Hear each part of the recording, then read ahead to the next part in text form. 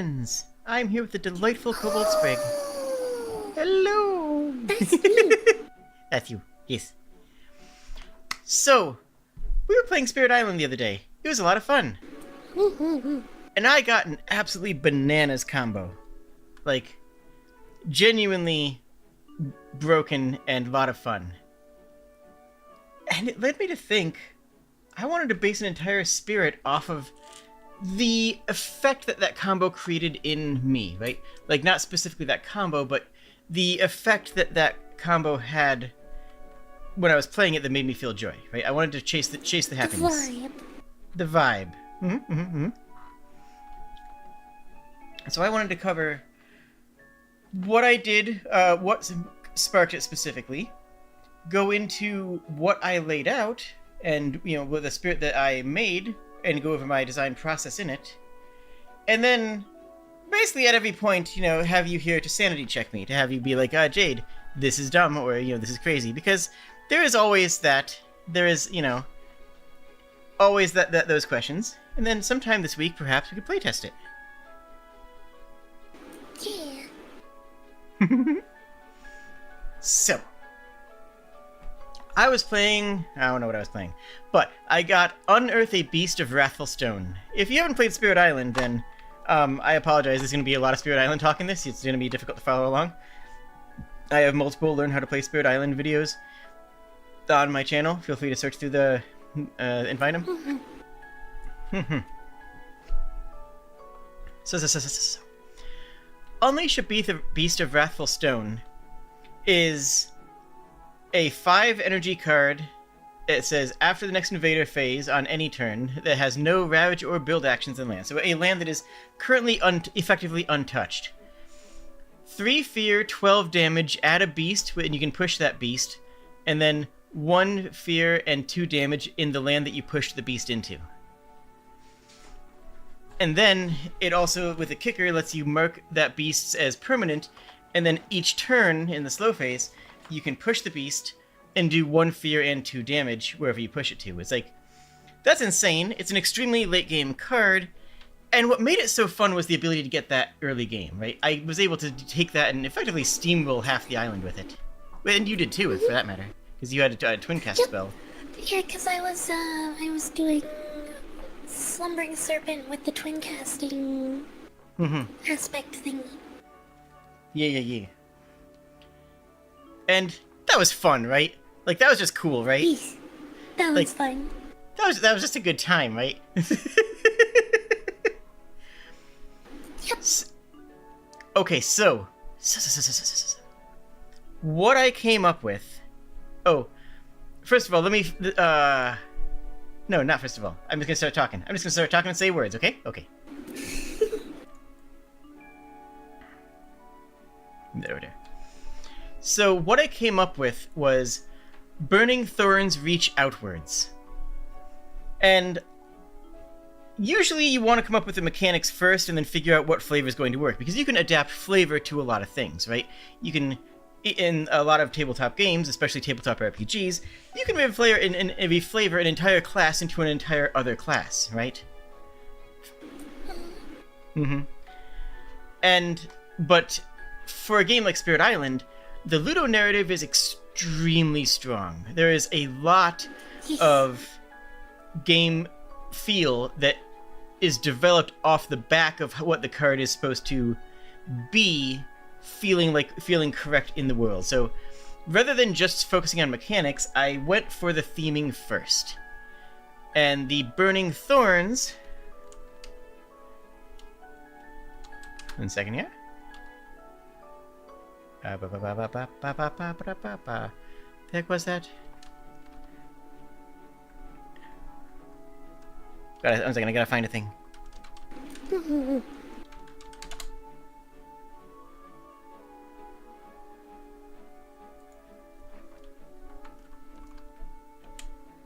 Strangling Firevine. I kept on thinking burning, but no, Strangling Firevine. Strangling Firevine is a grass and fire. It's fire plant. And I sort of took this as one of my base ideas. The idea of a fast-growing, quote-unquote, indigenously invasive species. You know, a species that is local but can still absolutely get out of control if not managed. Things like tumbleweed, and tumbleweed's invasive in the Americas, but where it comes from is it's this sort of thing. But and also like mint in its native lands, it still can take over an entire region. But the core one that I was thinking of was kudzu. Kudzu. Okay. Yes, it's a plant that grows famously fast. Like, if you sit down and have a lunch, you can watch it grow. Like, unironically, you can almost see it grow, like over the course of like a couple hours, which is kind of terrifying, right? Like that's a scary thing, but also kind of cool. Yeah. So I wanted to take this concept, and just to read it off for everybody, Strangling Firevine is destroy all explorers, add one wilds in the originating sands, because you have to target it has to be near a sands, near a savanna, near a desert, and then 1 damage per wilds in the adjacent lands. So I kind of took these two ideas, the Beast of Wrathful Stone and the Strangling Firevine. What I wanted to make was a spirit that built several small holy sites and then stretched outwards from nodes, from those holy sites, and using wilds, pivoting wilds to be something that it usually isn't. Because wilds, you want to place it in a place where there's nothing, right? You don't want there to be any explorers, you don't want there to be any towns, buildings, anything, right? You place wilds where there's just wilds, right? So this spirit is incentivizing the player to put wilds where there are already invaders. That's a big part of how it works. Which you'll make sense. Basically, an ability like something along the lines of a deal damage per wilds kind of thing. Something along that line, yeah. So then I started looking at the spirit list. That was the next step. It's okay. If I want to do fire grass, that's cool. I love it. Let me look around and make sure I'm not stepping on anything's toes, right? Is something else already... Like, I know that nothing else already has a similar battle plan. Nothing else has a similar in plan around it. What other spirits are fire? What other spirits are grass? And what other spirits are wilds focused? And what I found was really interesting. Spread of Rampant Green has no innate wilds abilities, because wilds didn't exist in base set, and that's a base set spirit. Functionally, the only spirit that really does anything with wilds is Keeper of the Forbidden Wilds. And Keeper of the Forbidden Wilds doesn't do much with it. They can chunk a whole bunch of wilds onto the battlefield, but they don't really use it as anything. Not like how Stones of Kneeling Defiance uses Blight, or Vengeance as a Burning Plague uses disease, you know? Like, it's for Keeper of Forbidden Wilds, it's more focused on just building a couple of impenetrable locations with just, you know, throwing wilds there, and then relying on its obscene mana growth, its obscene energy growth that caps out at 9. Are you kidding me? To just play major powers. Yeah, to just like hit Apotheosis at like turn 4, because you only need to have your presence track up to 5 to be able to commit war crimes. And like, yeah, Keeper of the Forbidden Wilds is honestly, I consider it to be a broken spirit. I genuinely feel that it is overpowered, because if you have anybody even lightly covering your early game, just enough for you to get off the ground, you can go full ham and cheese, and it is a proud. Anyways. So other grass spirits, Rampant Green does not do this. Does something a little similar to what I'm trying to do, but not in a way that breaks it. The only other fire grass spirit, and there is one other, is Heart of the Wildfire, which has a completely different game plan. The game plan of it is putting down presents which explode into damage and blight, and then later on cleaning up the blight. It uses blight as a resource for damage, and then later on, deals with it. It's a cool spirit. It's a good spirit, but it is the other quote unquote fire grass, and it does not conflict at all. Okay, so let me tell you how I went about what I made. I did a thing. I made a thing. Okay. So it has two passives. The first passive is once per action, and this is the focus one. Once per action, whenever a wilds is added or pushed into a land with invaders, you may add 1 fear, and you may spend 1 energy to deal 1 damage to a town or a city. If that land is sands, then you may instead deal that damage to any invader. Okay. Right away, you can already see where I'm going with this, right? Mm-hmm.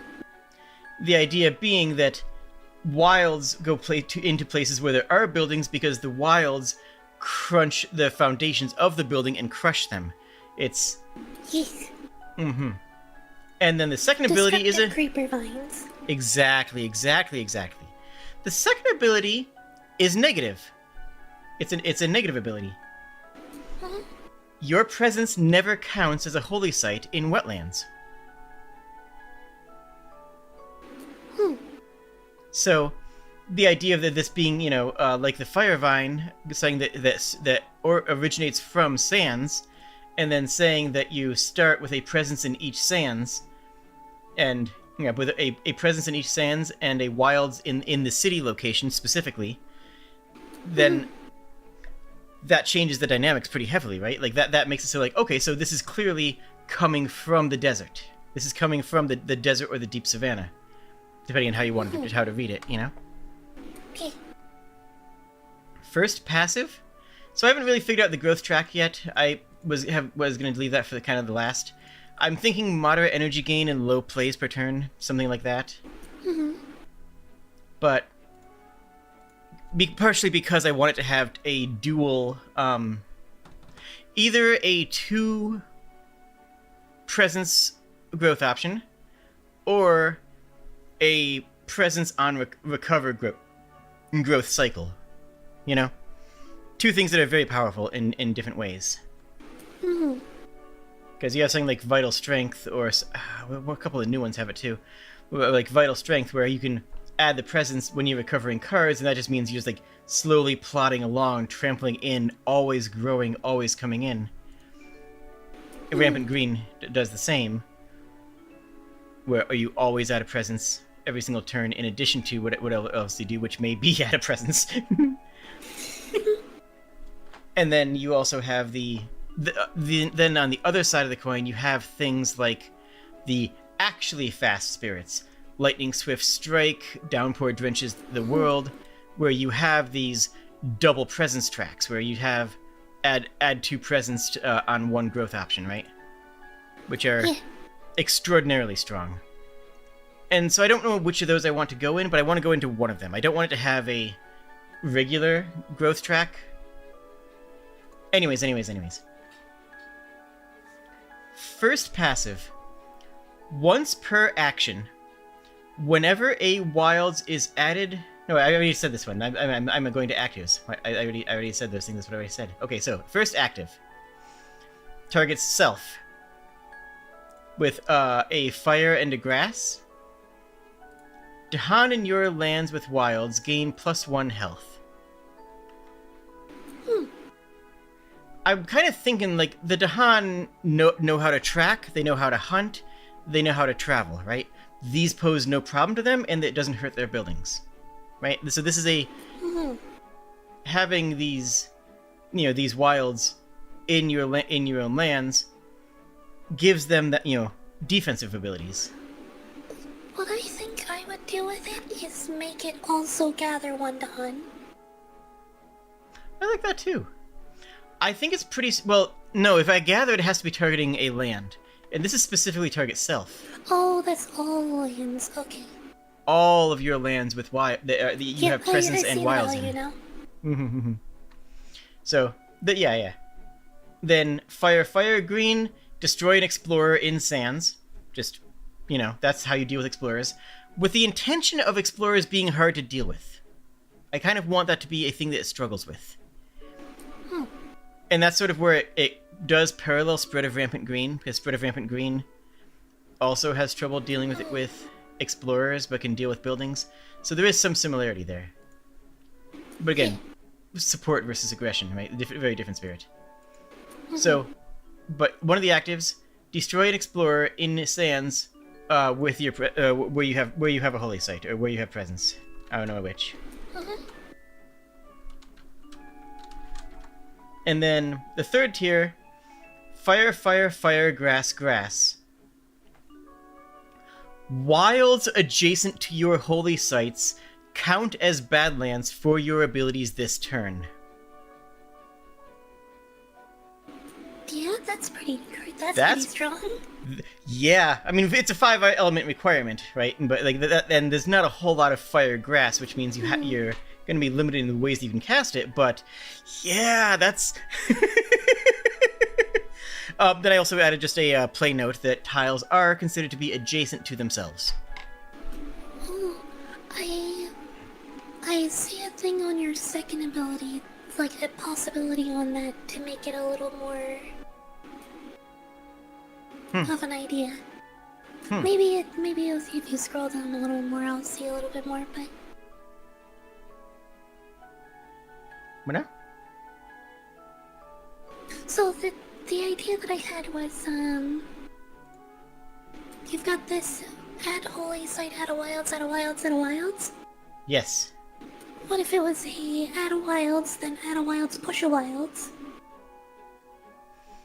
So, what I did for here is add a wilds, then grass, water, air, just a little splash of air. Okay, yeah. Push any number of wilds. You may push any number of wilds, so that's the how it spreads out. It requires some air to spread the seeds. Sort of is the general idea. But yeah, you're spot on. That's And then another capstone. Fire, grass, nuke. The idea, though, at least for how I feel on it, is the push any number of wilds is gonna give you like a radial feel. It's not gonna have like the tendril type feel that you're going for. Having it add a wilds, push a wilds is you add a wilds, then you add a wilds and add 2 wilds and then push 1, and then add 2 and then push 1, and then add 2 and push 1. So it does more of that tendril, like creeping growth. Okay, so that would basically be it's very similar, just different wording. Yeah, because really. the way for the push any number of wilds is gonna feel more like a mushroom going poof and like throwing spores everywhere, rather than a creeping vine crawling across the land. At least that's my take on it. Okay. I think honestly this capstone is too big. That could honestly just be, grass. Destroying one town or city isn't that big a deal, but I'm not exactly sure where that should be. Oh no! Oh, okay. So, Spread of Rampant Green does 1 damage to town or city, and then it requires 4 grass and 3 moon to be able to do it again. To do it 3 times enough to break a city. What about Swift Strike? Swift Strike is 4 fire and 3 wind. So never mind. 3 fire, 3 grass actually is about appropriate to shatter a city. Okay, fair enough. I just had to check that. So, then I have the 4 starting cards. The first one I made range 2 as a slow power, add 2 wilds to a location, then push any wilds from this location. Because you can do damage on... Because it costs energy, right? It costs energy every time you do damage by adding or pushing wilds. So it's not just, completely free. But this can be... You can only do it once per action, too. Mm-hmm. Once per wilds, rather. Isn't it? Or did I say... You said once per action. Oh, once per action. I did say once per action. Okay, fair enough. So that's add 2 wilds, and then do 1 damage, and then push and do 1 damage. Yeah. If you activate the ability on top. Mm-hmm. Honestly, I might make this once per wilds. Maybe. Just because it's going to be energy intensive enough that can be prohibitively expensive on a low energy generation hero. Maybe. I don't know. I'll have to think about that. Once per action is more in line with how a lot of the other things like Badlands work.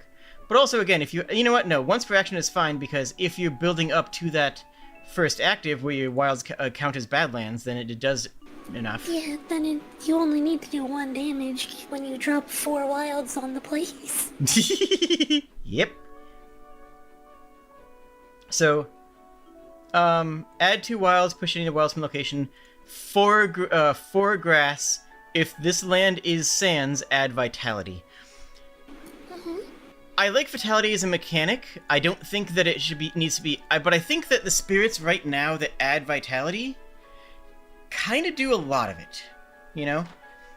I think that vitality as a sometimes food that comes in as a bonus is more of a reward than just add 6 vitality, like what's his name? Grandma Tree? Grandma Tree. Towering Roots of the Jungle. Towering Roots of the Jungle is like, just add 60 billion vitality. This land will never blight. Yeah.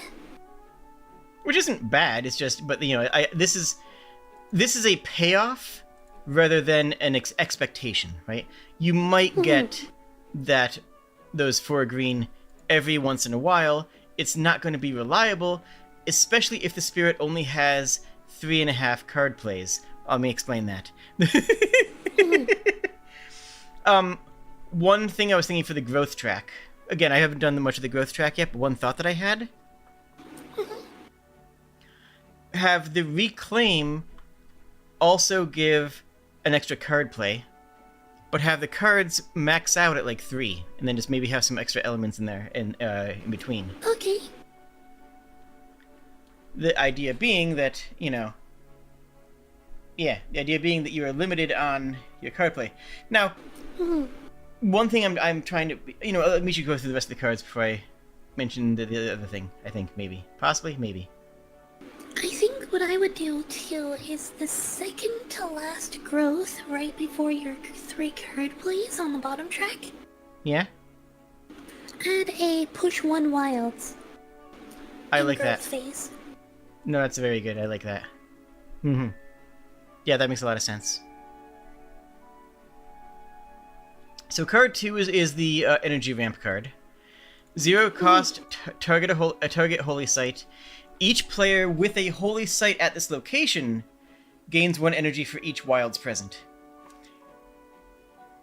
It's opportunity cost, right? You can use this to make an obscene amount of energy at the cost of not spreading out the wilds to actually cover a wider area, right? Is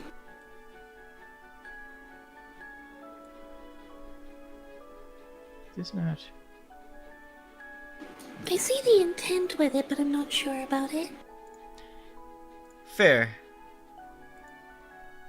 There we go. That's better. Like, the idea is, I don't know if it's a good idea, but it is an idea, and that's just what I came up with as the card. Like, there's a big opportunity cost involved, and honestly, this is probably going to be the card that you're going to throw away because not every card has to be the best card ever. You want to have you need to be able to make common cards, right? That's one of the hard things when you're designing for Magic or Hearthstone is you need to make common cards too, right? You need pack stuffers. But this one is the one that I'm least happy with. I think what I would do is, 0 cost to target any other spirit.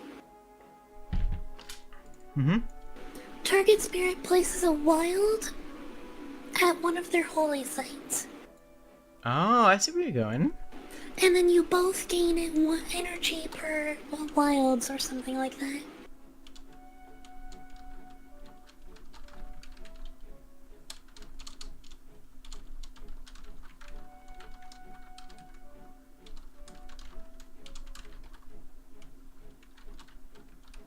And then I would make it a 2 cost card instead of for 0.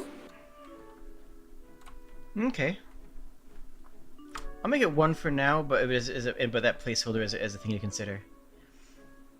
I don't know, yeah. The next one I'm actually pretty happy with. False Promise of Abundant Fields. Range 1 slow power that is range 1 from sands. For each wilds present, gather 1 explorer or town. Yeah, that's a neat one. Yeah, considering that you're going to basically have a lockdown on all the deserts anyways.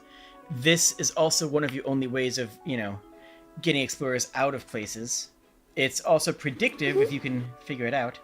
Because one thing I was going to mention earlier, but I'm going to mention now, is that this spirit is going to be at a weird position at different points in the game. The stronger that explorers are, the weaker this spirit is. When explorers start coming in on 2 locations in late game, you are going to be overwhelmed because you can't really deal with that. If you have a exploration buff on your adversary, which, Russia can solo blight with just explorers, right? Like, that's super dangerous, super sketch. Then that's, then multiple explorers can be a problem. The idea of having a spirit that is weaker against explorers is a concern. It's straight up a concern. So this is one way that you can deal with them, is to pull them in. And they definitely seem like they would combo really hard with Lure of Deep Wilderness. Mm-hmm. Also, where was it? On that basic action. For whenever wilds is added or pushed into a land with blah blah blah blah blah. If that land is sands, you may instead deal that damage to any invader. Mm-hmm.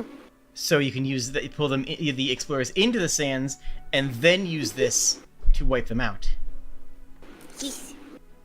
Sort of taking a little bit from that Strangling Felvine, which it inherently just destroys all. The idea that the Strangling Felvine is going to retroactively be the iconic major power for the spirit, because almost all the spirits have an iconic major power, right? Mm-hmm. Like you have, Cast Down to the Briny Deep is undeniably ocean. It's undeniably the puddle card. You have Best card. Yeah. You have Spill Bitterness into the Earth. This is the one Spill Bitterness into the Earth is undeniably a Stone's Unyielding Defiance card. It's everything it does is exactly for Stone's Unyielding Defiance. And hot take, Manifest Incarnation,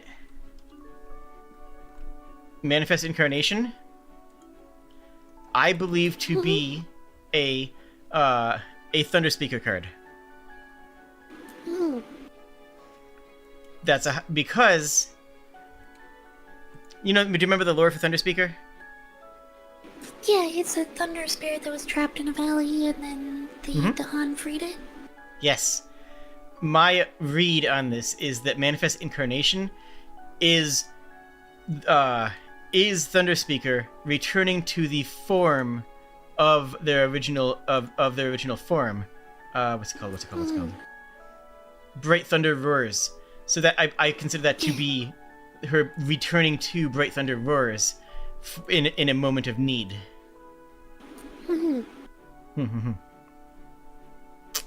And so, yeah, the idea being that Strangling Felvine will retroactively be the iconic, the iconic major power for this, retroactively, which itself fixes one of the major problems with the spirit. Strangling Firevine, destroy all explorers at location that you target, with as long as it's one away from a savannah, just wipes the board of explorers, fixes the problem of the spirit having trouble dealing with explorers. And then the last card is a bread and butter card. It's just one of those really solid cards that's just always going to be handy. Vines break foundations. Range 1, destroy your town or deal 2 damage to a city. Probably costing 2 or 3. And range 1 from Holy Site, I should say.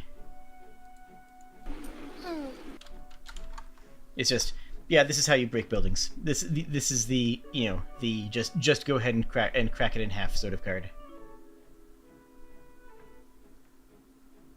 One fear I initially had was that in the original design, before I made it unable to damage explorers outside of sands, was that it felt like it might be too easy for explorers to be wiped out by just the creeping vines. And it's like, you know what? I want this to be a problem. Because initially I wanted it to be not a problem because I wanted to emulate the Strangling Firevine. I wanted which destroys all explorers at a whim. But the more I thought about it, the more it's like, no, we're cracking the foundations. We are covering the land. We are, honestly, one of these should probably be a push away. We are trying to get people, to leave these, these lands. So, flipping the script and saying Strangling Firevine is our way of dealing with explorers, but outside of that, at our base level, we struggle with it, which makes Strangling Firevine that much more enticing.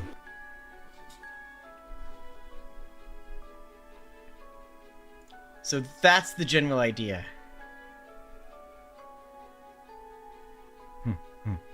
I like it. Yee. So the idea initially coming out of... where is it? Yeah. The idea initially coming out of Unleash a Beast of Wrathful Stone, what I got out of that was the part of it that was fun, the part of it that was most enjoyable, was obscenely broken. It's the fact that you have a permanent thing that always is there and then just ravages the land. But if you're doing that, Emberide Behemoth is right there.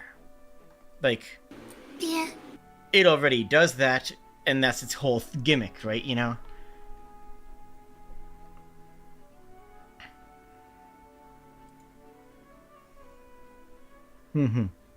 So the idea of that being, kind of an innate, concept of being able to create those passively was where my mind went at first, and then I dismissed that because it didn't actually make a lot of sense for it to be, for it to be that. So instead, the idea of, pushing always having access to wilds, and then using the wilds as damage sources and as Badlands sources if you can hit the capstones, felt right. It has your damage and your damage amp.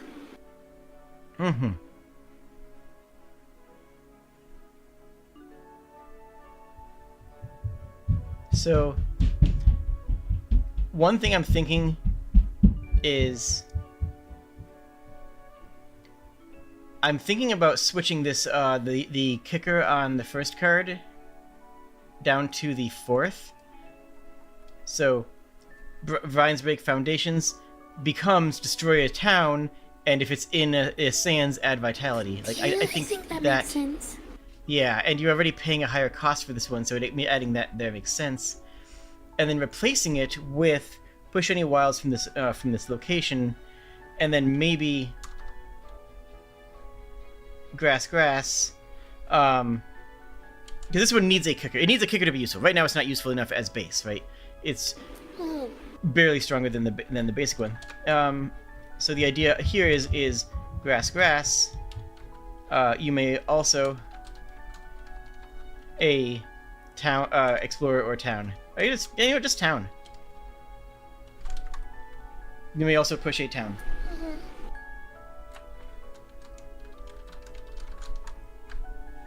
Then you can choose it, you know, if the wilds chase the town or not. It's a really easy kicker, but adding a push, I think, gives this some tools. And again, if you can push someone into... I think one other thing that this spirit kind of needs is an ability to move its own presence a little bit. Like...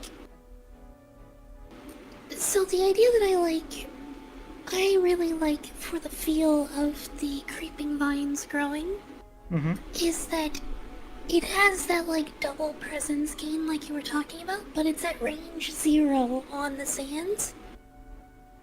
And then it has one of its growth options makes it move its presence to another site that it has, probably sites that have wilds. Oh, okay.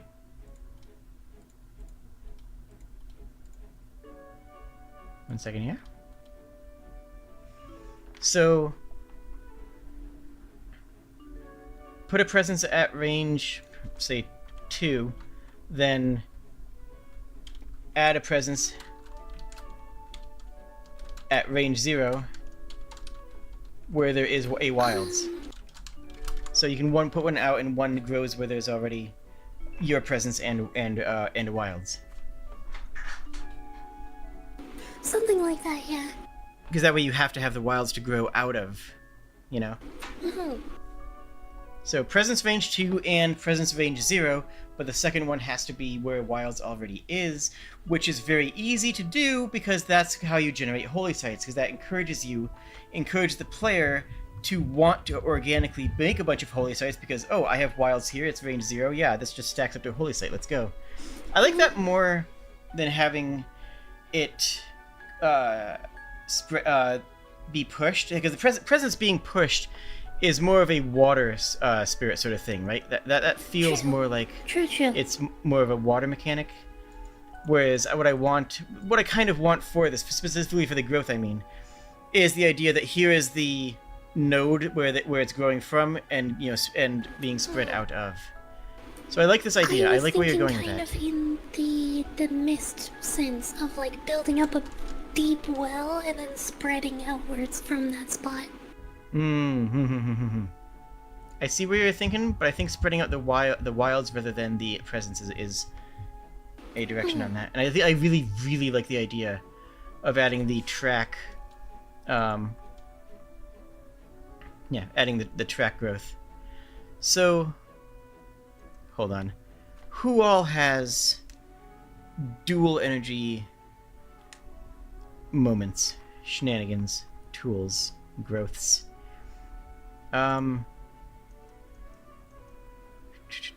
Lightning Swift Strike, Keeper of the Forbidden Wilds, because of course it does. Are you kidding me? Lure of the Deep Wilderness, which is really an interesting contrast, and a spirit that I think would actually work well with this one in an interesting way. That's what I was saying before, is I think they would combo really, really well together. Oh, I thought you said Rampant Green before. I misunderstood. Yeah, Lure in this would work well, because Lure can go munch. It can also pull things into your deserts for you. Yeah. Volcano looming high is an interesting contrast note in growth patterns. Maybe also pull out Downpour because that one's just weird and interesting. I don't remember which ones of the Horizon spirits do. Do any of them? Actually? Come to think of it? I'll check a couple. What about the new ones? Relentless Gaze does. And I think that's it. Does any... Hold on, I don't remember. I just need to open all of the new Incarna spirits. Incarna expansion, not Incarna as in Incarnate's abilities. Now, nothing on Dances Up Earthquakes.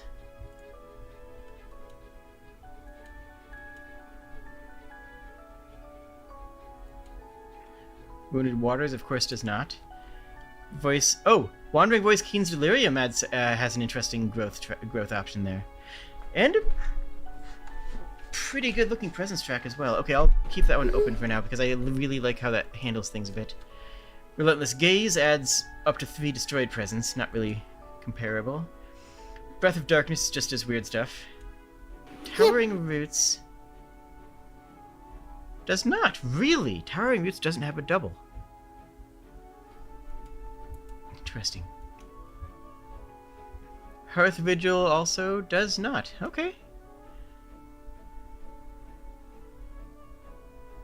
And Ember... Oh, Ember Eyed? I need to play Ember Eyed more. Ember Eyed Behemoth is so much fun. But yeah, Ember Eyed actually has add presence to a jungle or a land with your presence. And then in the same growth option has add a presence at 0 range, which is very similar to what we're looking for, right? Mm-hmm. So let's keep this list open here. I'm going to pause for just 1 second. I'll be right back, okay? I'll be back in just a sec.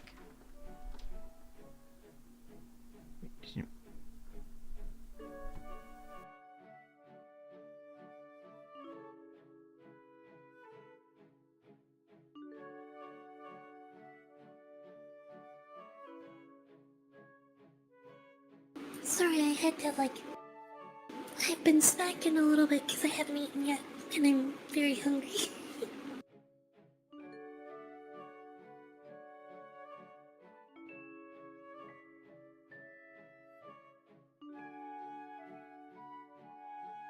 It's true, Trinity. Jade real cute.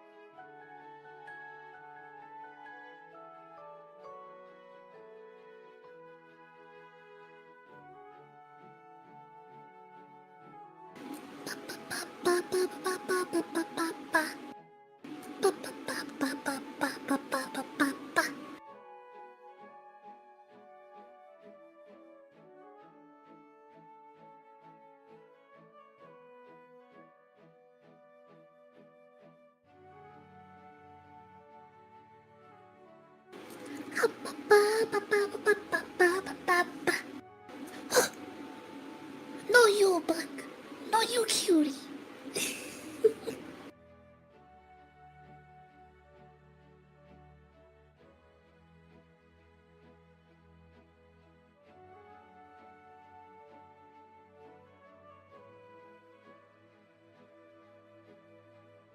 How's my day going? That's a pretty good question. My day's going pretty good so far, I would say. Welcome back, Jade. Thankies.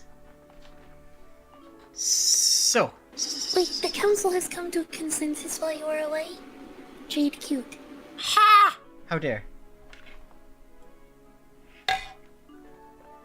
How dare you say something that is so controversial yet true?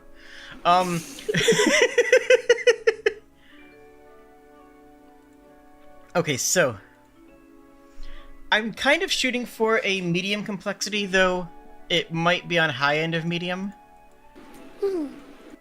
But it doesn't do anything that really changes the core mechanics of the game the way that several of the higher ones do, like Breath Down Your Spine or freaking Downpour. You know, it doesn't require massive amounts of support and configurations like Heart of the Wildfire or Serpent Slumbering. And yeah, like I said, Oceanic Grasp also changes core mechanics. This, but it's also not a low complexity spirit because it sort of does have these, you know, more consideration points. So I'm shooting for the high end of moderate, basically. That's where I'm kind of expecting us to land. Yeah. So I'm actually going to switch my stream to you to show Water Fox for this. Okay. Bah. Okay, good. If I was gonna make a spirit, I think something that I would want to do is a defensive disease spirit. Yeah, disease is another thing that's not terribly overutilized. But wilds, like, is just nothing really touches, nothing really meaningfully uses wilds. Yeah. There's disease, but it's on an aggressive spirit that doesn't really use disease the way it feels right, to me anyway. So it's wanting to do something like that. Makes sense. So, Lightning Swift Strike has reclaim, gain a power, energy. Pretty neutral and standard. Again, this is a low complexity. Then add a presence, and then add a presence at 0, which is the add a holy site functionally, right? Yes. And then a bit of energy ramp. Add a presence, gain energy, right? Yes. All very good, makes a lot of sense. Forbidden Wilds has a pick 2 growth with 4 options, one of which is out of presence, and another of which is out of presence. So that's another one that can add 2 presence, but can also really split up their actions. And I don't think I want to go in that direction. I think I want to go in a pick 1 direction. Lure has 1 of blank and 1 of blank, which is interesting. I don't know if it's right, though. You know what I'm saying? That said, Lure has a phenomenal presence track that I think I might... like. I like it. I like how it looks. It's not pre-recorded. Volcano Looming High is weird because its double presence drop is add 0, right? And then has a single presence at add at 4. It kind of does things in an awkward way. But I think its presence track is very good for what we were looking to accomplish. And adding some extra elements along the energy track here. Like, I could even see making the energy per turn go 2, 2, 3, 4, 5, and card plays go kind of like this. You wouldn't even need the 4 at the end if, necessarily, because, you know, I might want to cap it out at 3. But then you have to have other things down here, one of which would definitely be Push of Wilds. Yes. And I think that should stay open-ended. I think that shouldn't be Push of Wilds from, you know, a location. I think that should be straight up Push at Wilds. Picking a Wilds on the map, push it. It's growth. You are a spirit of growth. You can make it, you know, go somewhere. Agreed. Silent Mist also has double 0 range. Or range 3 to a mountain or wetland. Now, I was thinking of doing something similar to what we've seen in a couple of these. But Okay. But let's go through some of the other ones that have these double presence options. Downpour does the funny stuff. Add 2 presence, gain 2 water, discard 2, right? Like, Yep. yeah, that's kind of a lot to add to, you know, to do. It's kind of, it's a whole bunch going on there. I love Downpour Adventures of the World. It has so much going on, and it's all ridiculous. But it does have the presence track relevancy. Now, not for the energy per turn, because we would want much more energy vamp, but in the card plays, card play, move a presence, water, 2, move a presence, 3, replace presence with wilds, and water with grass, And I think that bottom presence track is what we want it to look like. Yeah, that's kind of like exactly what we want it to look like, actually. Yeah. So I think like this bottom presence track, then the top one doesn't fit. Because keep in mind that downpour gains energy by water, right? That's how downpour gains energy is it gains energy by getting water, so giving it 1, 2, 3, 4, 5 water, potentially 7 water, before you even look at any cards you played. It's kind of, you know, it's got its own thing going on. It's a lot. It's a lot. God, I love downpour. It's just such a ridiculous spirit. And it does... I love downpour because what it does is it recontextualizes so many of the other cards you get. All of the low-cost cards are... You have to look at all of them in a completely different manner for downpour to make any sense. Anyways, so I'll keep that one open for that track. Yeah, Sunbright Whirlwind does... I don't think any of the Horizon Spirits have double presence drops. I don't think so either.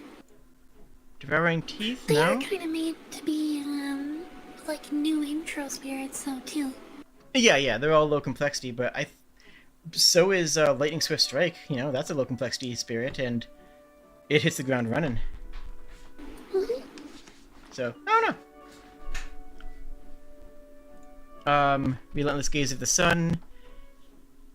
Always add a presence, and then it's an interesting way of doing it. You can it runs off of the destroyed presence, sure, but it has sort of the thing that what is it?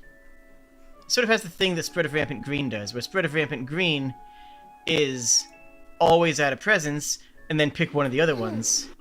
Relentless Gaze of the Sun is always add a presence and then either return destroyed, power, or whatever else, it's whatever other shenanigans it's doing.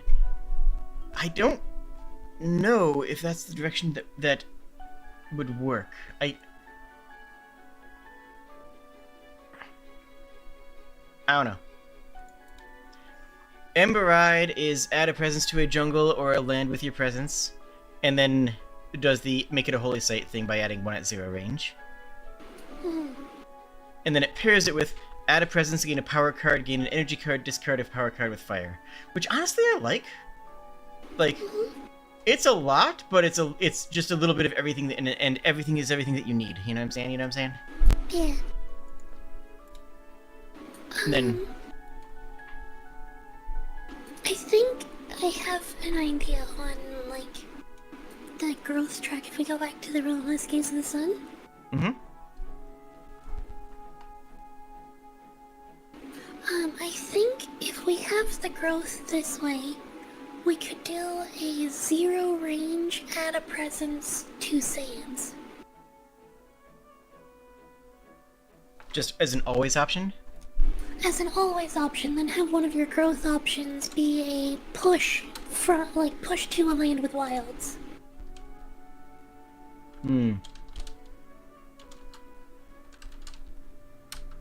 So add a presence, 2 As sands. part of its thing, yeah. Then pick one.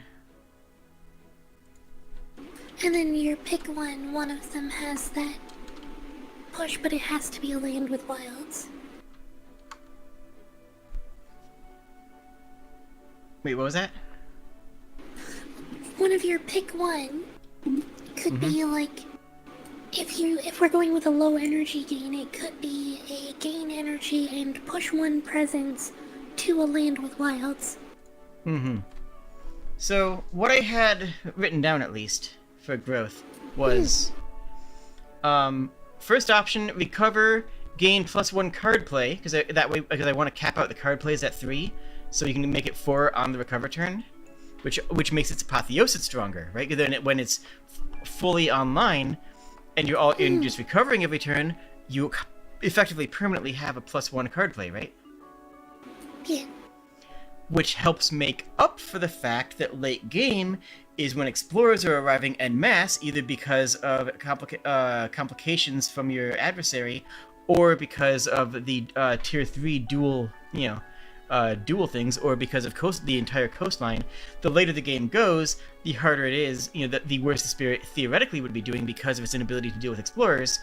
So making its apotheosis stronger and saying, no, at this point, just go ham, I think is a good idea. Yeah. So, first option, gain a card play and gain a power. Just pretty straightforward. Mm-hmm. And we'll keep this with the always add a presence to sands, because I do think that is a very good way of indicating eternal growth. It's what Spread of Rampant Green does, which again is the closest in spirit, I guess, to what this is it is a Spread of Rampant Green, just the green, instead of the green just choking the land, this is cracking the foundations. It's the fire vine instead of the wooden vine. So, and yeah, the Rampant Green is grass, water, and moon. So yes, recover, gain a card play and a power, and then presence at range 2 where a wilds is. Okay. So anyway, that's the second option. So it would be add a presence to sands and presence range 2 where a wilds is. And then a third one, just straight up gain 4 energy and a power. Just yeah. Sometimes you just need that, and you always have the backup growth option now.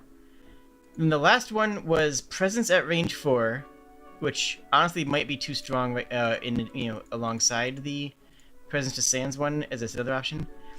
But what I initially had for this was add a presence at range 4 that must target a sands, add fire, grass, and +1 card play. That was before we added the always add a presence to sands, which I do like. So I'm thinking that we take the fire, grass, and add it to the one that doesn't have any presence generation, and change the range 2 add a presence to add range 4 sands.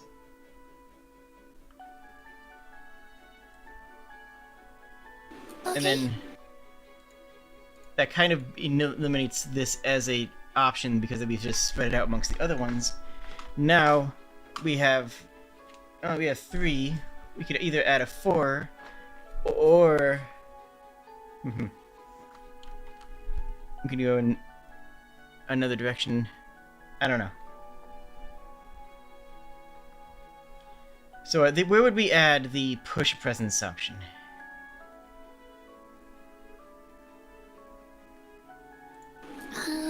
I can't see the text stuff anymore.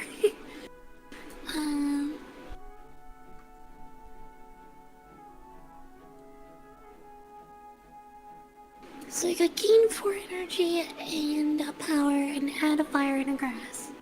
I think that one is like loaded in solid already.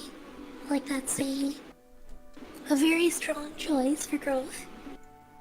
Yeah, I sent you the current list right now in DM. Oh, okay, thank you.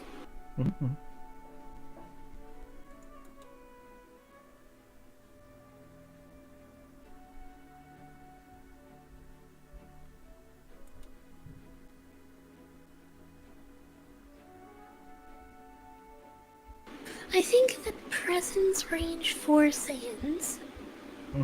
If we're gonna do the presence range 4 and where wilds is, then we might as well just make it presence range 4 where wilds is and just ignore the sands. Or vice versa, I think. I think focusing on the sands is very thematic, personally.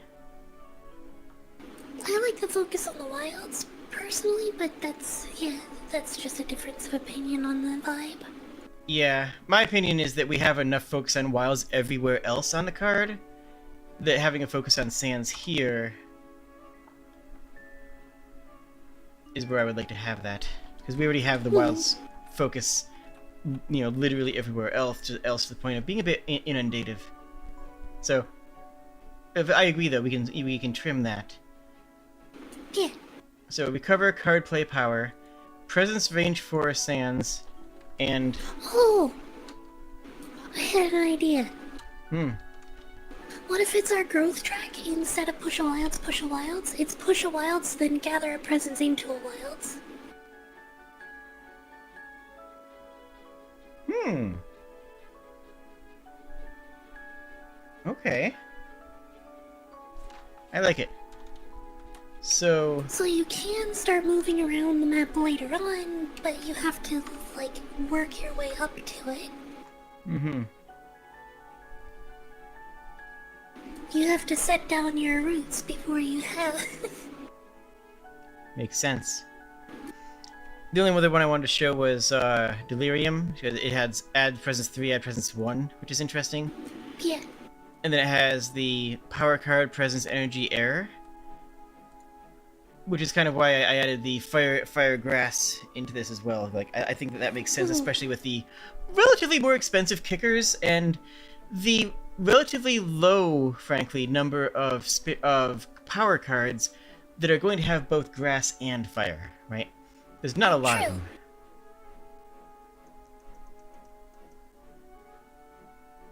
It's in my head the gain 4 energy into power is very strong. Mm-hmm. Because it's like... It's basically a gain a major power, play a major power for free. I mean, it could just be a gain, 4 energy, add fire, grass. That could be entirely valid enough on its own. Yeah, I think the recover gain a card and a power is already plenty of power gains. Yeah.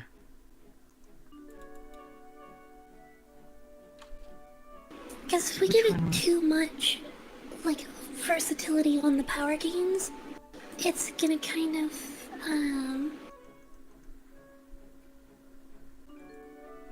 it's gonna risk losing its own identity and just being a hammer out major powers every turn kind of build. Yeah. Now, here's the next thing I did. You have... Alright. Next thing I did is I looked at every single board in the game. And tracked out how many of them have sands that are... How many of them have locations that are more than 1 away from a sand? So, board A, you have a mountain here that is not adjacent to a sand. Here you have one, there is one forest. Here you have nothing. Everything is in range here. Again, everything is in range of one of a sand. Here you have a lonely forest. Here you have a lonely wetlands. Here you have a lonely mountain range. And here you have mountain range. So, a little more than half, a little under half of the boards. Oops. Oh. It's a bear. Bah, okay. So, a little under half of the boards. So, on average, you will be able to find a board if you're looking for one that can have, that can have full coverage just from the savannah. But not all, which makes the focus on, the sands and the land locations right next to them viable, right? Like, it's very easy to compare to Volcano Looming on High, which is a very, very different spirit, but does have that thing where it can only be added to mountains, right? But we look at this, and the same math comes out, where virtually every board has, the majority of boards, I should phrase it as, have one away from mountains as near full coverage. This does not require you to be in a sand in as hard as Volcano is, but I mean because Volcano literally cannot do it otherwise. But Yeah, for this one, it can't add into a non-sans, but it can grow into a non-sans. Exactly. But I think that for a comparison point for existing spirits, there is some comparison there. Yeah.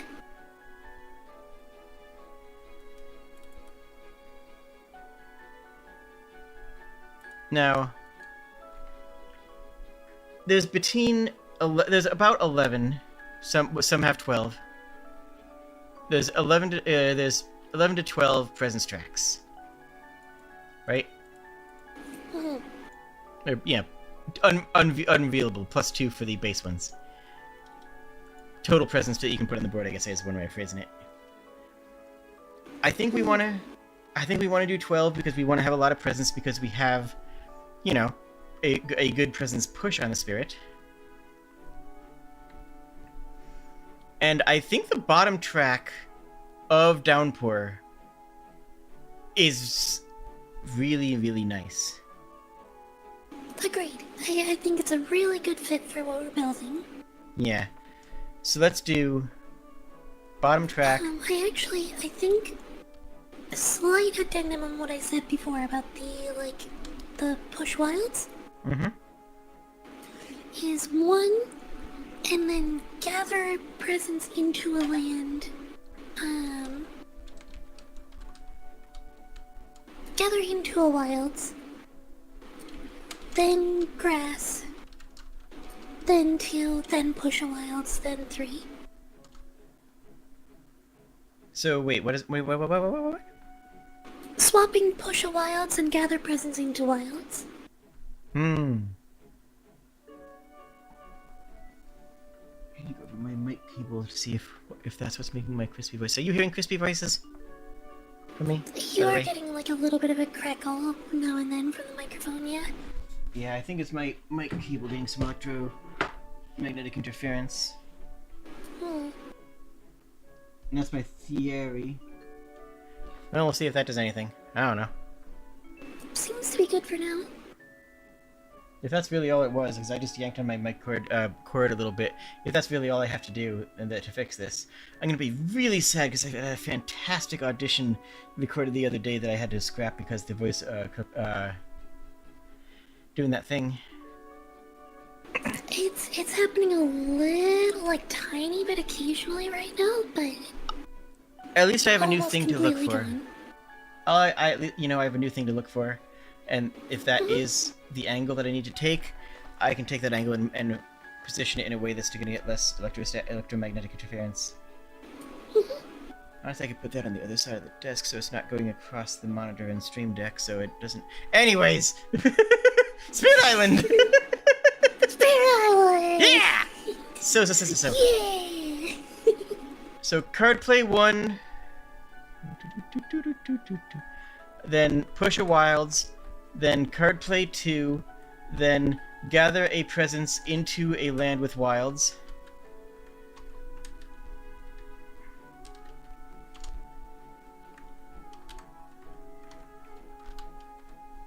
Then grass. Then honestly, then we do another add a wilds, or then push a wilds again here. Then 3. Sure. That's push a wild 1, push a wilds 2, gather into a lot wilds grass, push a wilds 3. It's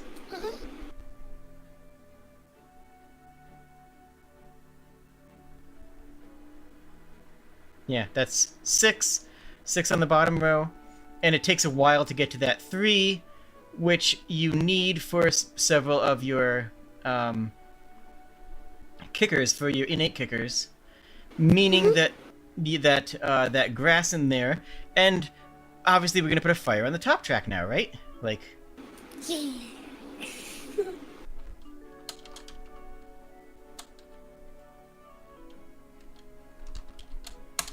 So what spirit do we want to look at? Because we were looking at Downpour for the growth track, or for the for the plays track. And I think that works, and I think that's some very cool stuff. We have 6 slots in there, which is one more than this one has, but we're not going to have 8 in the top, so... My instinct is screaming at me to look at Sneezy Lizard. Okay. The vengeance is a burning plague. Yep. Well, yeah, obviously. I did not remember, like, the actual track. It just, like, my brain just went, that one, look at that one. It's very simple. It is. It's very simple and a little bit lower.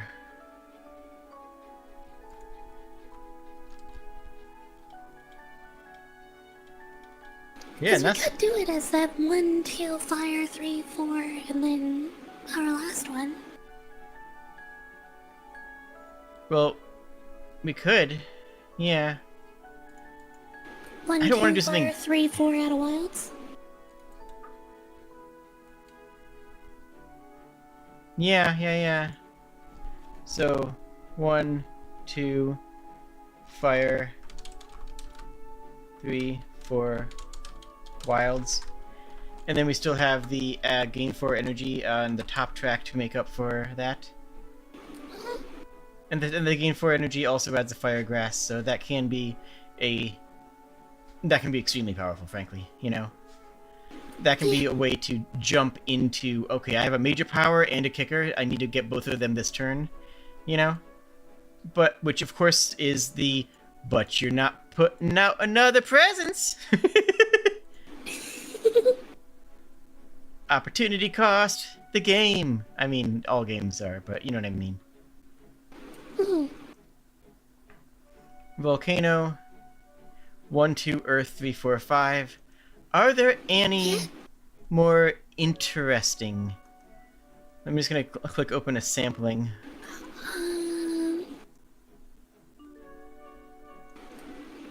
Instinct is telling me there's one I'm like feeling I should look, but I'm trying to remember which. I'm trying to figure out which one it is. I'm trying to open from a few from each expansion.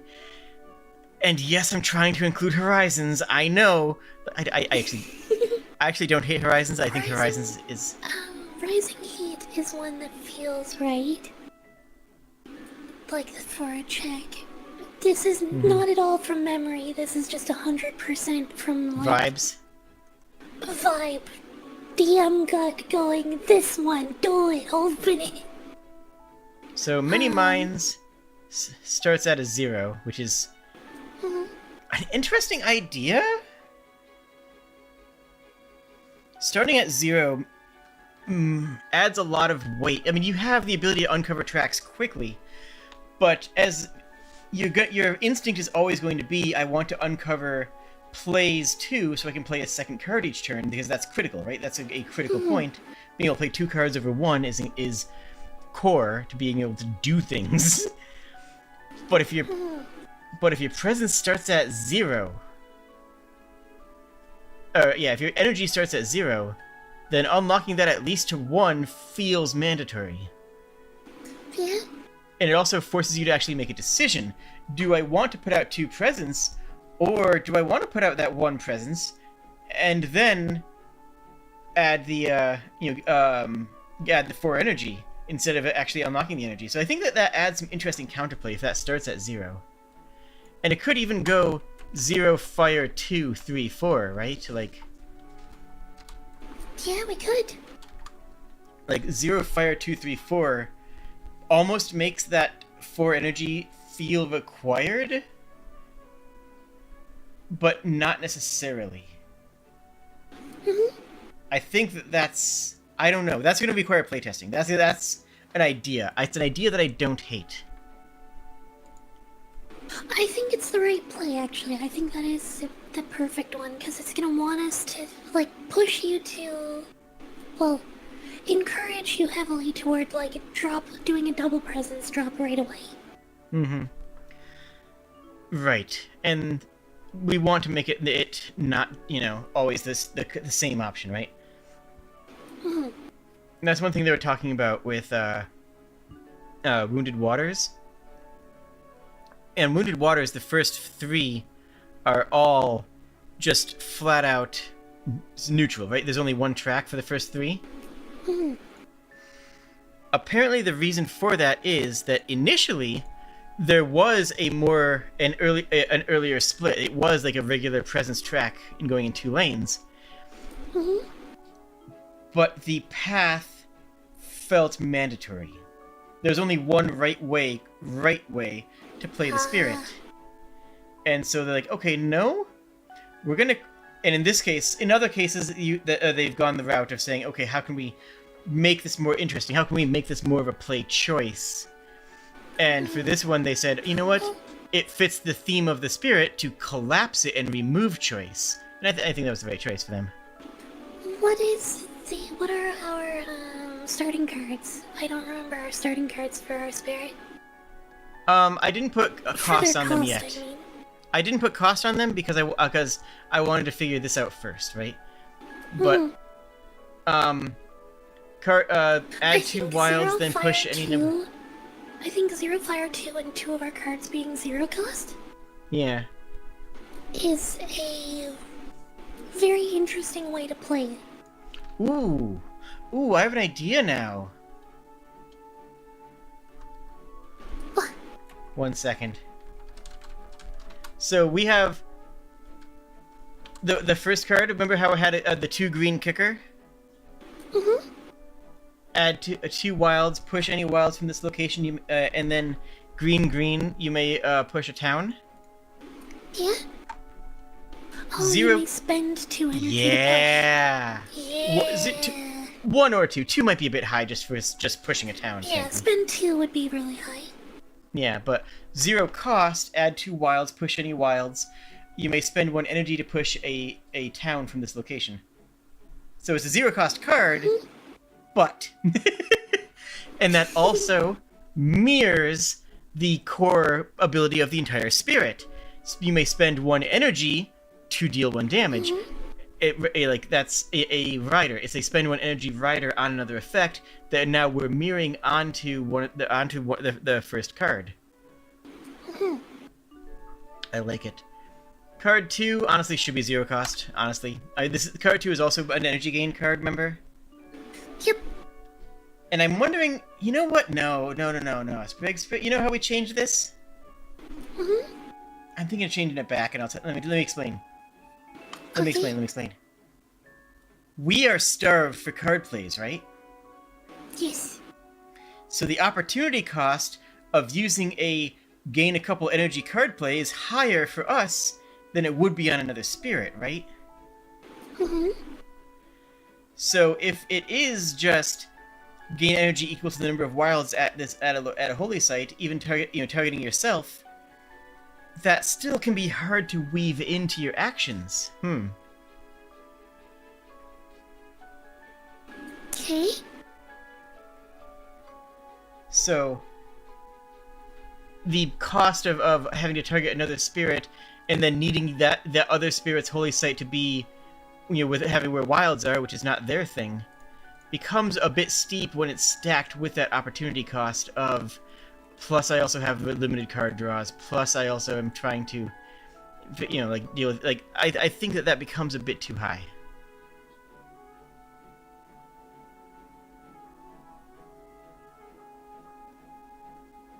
So, I'm thinking that we change it to you or target spirit. So, target another spirit, and then you or target spirit places a wilds at a holy site. You and that spirit gain 1 energy for each wild, so you can target yourself. It makes it self-targetable.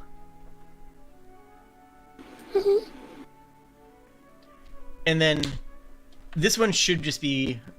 This should be an air element. So the first one is grass, right? That's going to be grass water.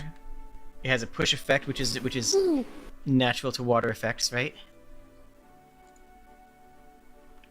Honestly, you could even make it sunrise as well, just because it kind of works with that. But yeah, grass, water, sun. Let's say that one's grass, water, sun, I think. this card 2, the one we were just discussing, I think that also should be a Grass Fire card. Because Grass Fire is something we need and to be able to hit our kickers, and to be able to hit our kickers early and reliably. And that makes it a lot harder to discard it, right? Mid-game, usually you want to tank, a couple of your early cards, and that all of a sudden becomes, ooh, that's a 0-cost Grass Fire. That's, that could be a high-value thing, you know? And it is an energy gain card, so we can also give it... So, you know what? We can also give that Sun, too, honestly. So Grass, Fire, Sun... Yeah, Grass, Fire, Sun. Can I justify anything else? Not really. It's targeting another spirit, which is, it's targeting another... It's giving energy, which is a Sun thing. It's... Gosh, it sounds so weird with Gen Z slang. It's giving energy. Like, no, that's not what I mean. I mean that it is giving energy to someone, not that it's giving energy. Okay, anyways.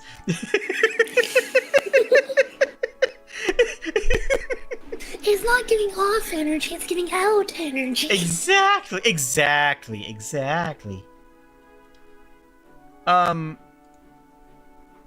Card 3...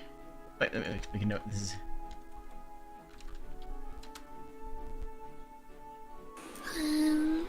Range 1 slow, range 1 from sands. For each wilds, gather 1 explorer or town. Yeah. False Promise. I like the name of that. I'm actually really happy with that. False Promise of Abundant Fields. I'm adding a lot of Sun to these. Sun fits really well. Maybe we should adding more Sun into elsewhere. I think it would be a good idea for the innate kickers to have one of the capstone ones use Sun as well. Yeah. I'm thinking that too. I actually like the Destroy One Town City. I don't like the effect itself as much. Feels much less.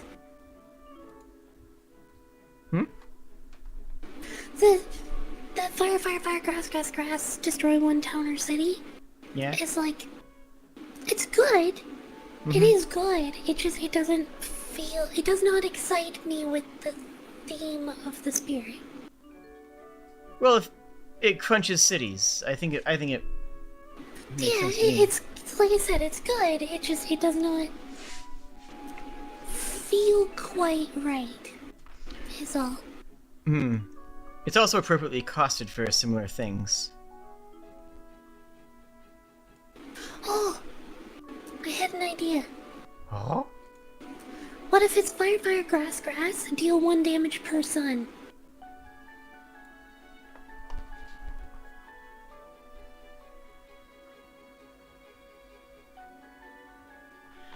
Fire, sun, deal 1 damage per grass, because the grass is the one doing the crushing. True.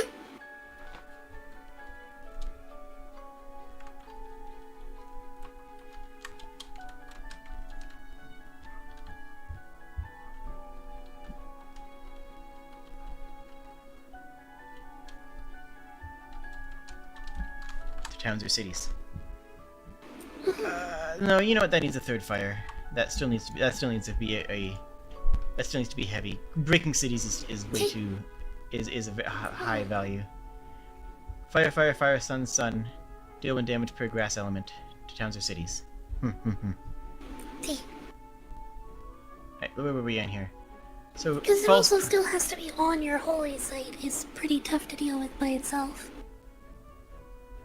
It would be if we didn't have the ability to move towns around already. It's just harder once they're established. Yeah. But it's very much within our wheelhouse to be able to, get there, and we can also, our innate can break cities too. So I think it's not that hard. Yeah, it just, this feels more thematic to me than, like, destroy 1 city. Yeah. I do like the 1 random air element here. It's like, yeah, that's what pushes the wilds. It's going like, I like it. It just feels right. It's not mirrored anywhere else though. We can certainly put air on one of the other cards. You know what? Sure. It's just like calling Finder Paths Unseen. Hey, like, could I borrow a Gosh, can you imagine this with? a breeze? Can you imagine this with Finder Paths Unseen though? For real. Oh yeah. Oh yeah. Oh yeah. Finder Paths Unseen breaks so many spirits, and it's Oh so my much god, I fun. love it. Okay, so Promise of Abundant Fields. Okay. Hmm. Range 1, slow power, range 1 from Sands. For each wilds, gather 1 explorer or town. And this is kind of how you get them into the savannah so that you can use your other powers to break them there. Whether it's the Holy Site one, which because your Holy Sites are going to be at the savannah, or whether it's your innate passive, the way you can deal damage to explorers in savannas, which gives you that flexibility. I feel like for its elements, though, I feel like it should be a zero-cost card. Really? And yeah, I feel zero-cost card in elements is Sunfire. No grass.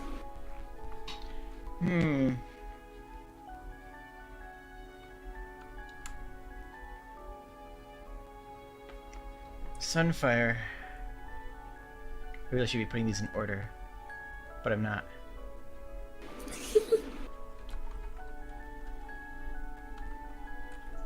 Maybe even Sunfire Wind. Sunfire Wind. I can see Sunfire Wind.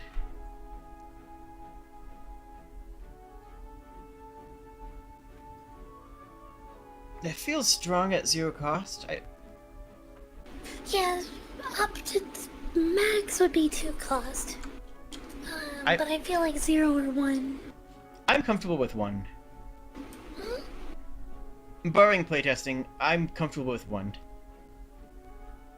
Oh, we can also add at start of game, start with 2 energy. Like, that's a thing we can do, right? Yeah.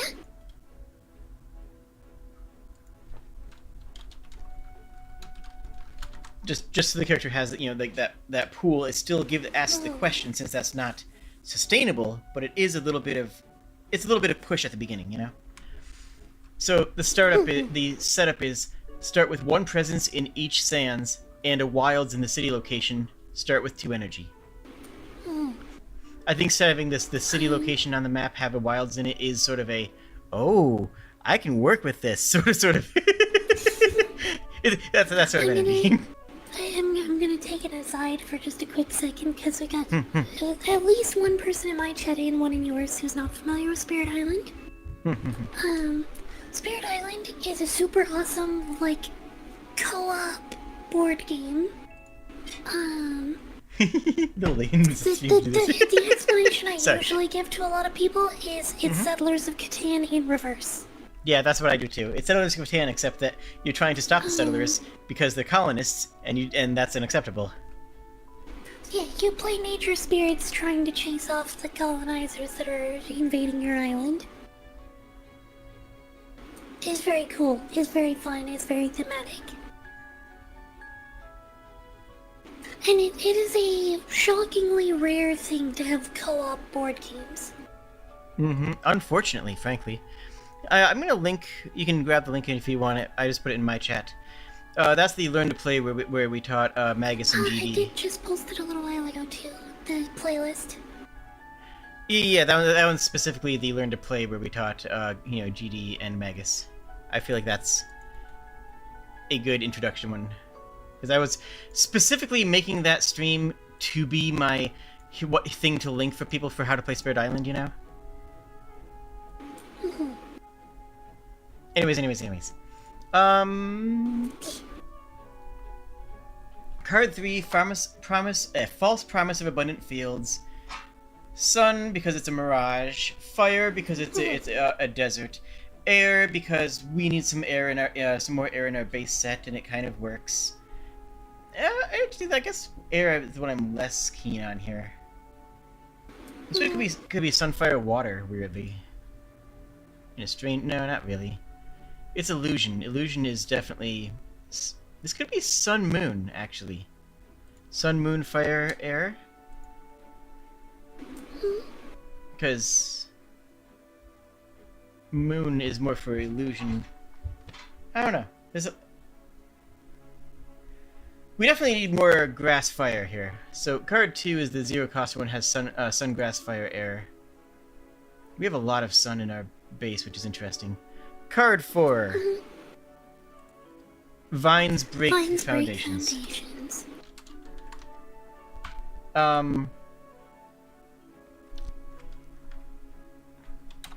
Four green is too hard for us to get, frankly. I think, honestly, sun, grass, stone.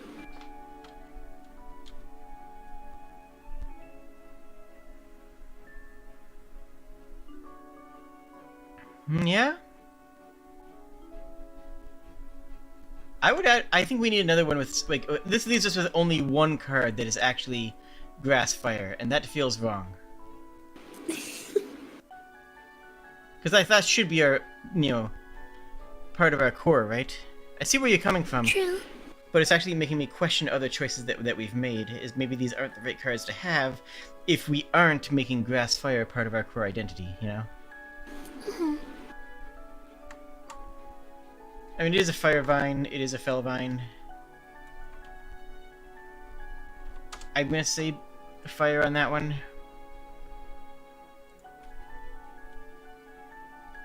Just fire vines, sure. I just feel like that one, especially because that's gonna be one of the... I think this one is gonna cost,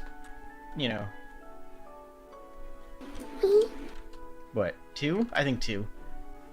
It destroys a town or damages a city, which is decently strong. I think 2 cost for that is reasonable. And then also adds a vitality, too. Potentially, yeah.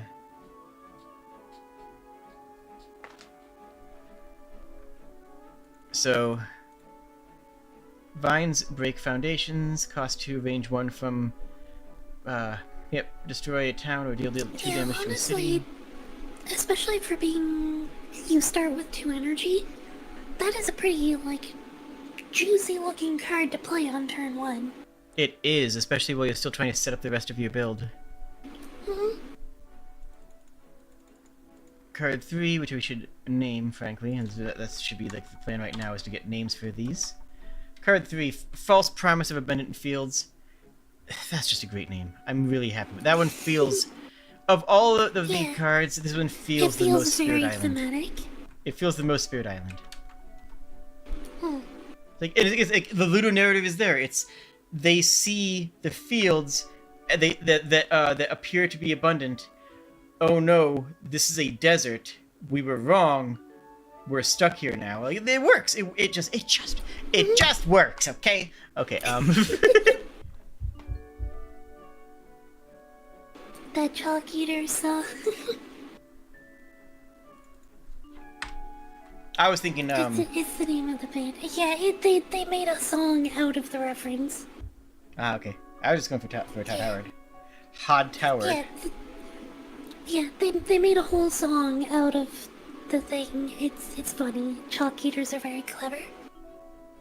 Which is, I think, the greatest thing. It feels so funny to say that sentence out loud. Mm-hmm. Alright, so... The energy ramp card, which is very likely to be the first card that you throw away, which is intentional by design, right? Mm-hmm. But can also be your push to get a couple of things out the door. What is this doing?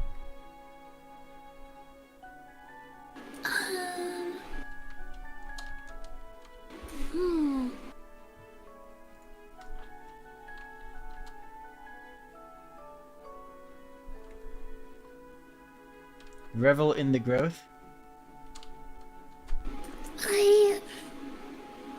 The first thing that popped to my head was Abundance of Arrowroot.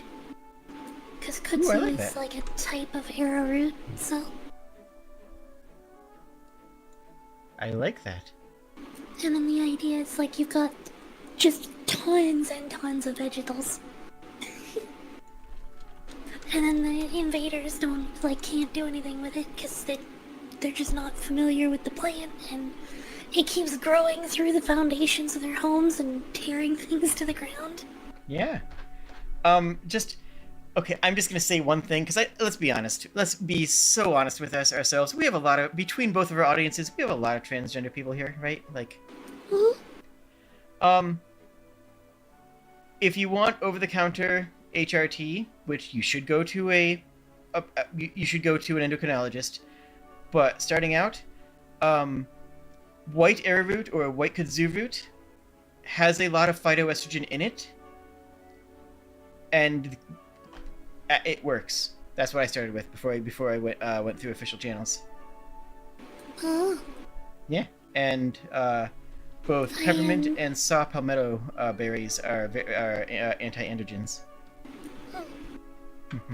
I am not an expert on these kind of things, so I feel that I should withhold my statements on medical advice. Oh yeah, no, these are fun plant facts, not medical advice. Go to an endocrinologist, but that is a thing that did work for me before I went through official channels. That's all I'm saying because I think it's interesting. All right. Add 2 wilds, and push a town with it if you spend an energy.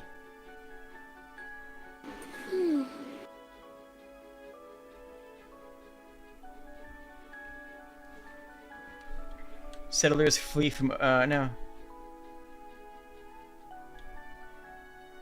Carried away atop creepers?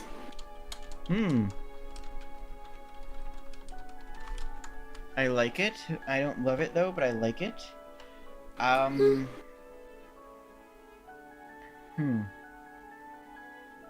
doesn't. I mean, abundance of arrowroot I love. I don't feel like carried away top creepers fits the naming structure of a lot of the other ones. That's what's holding me back on it.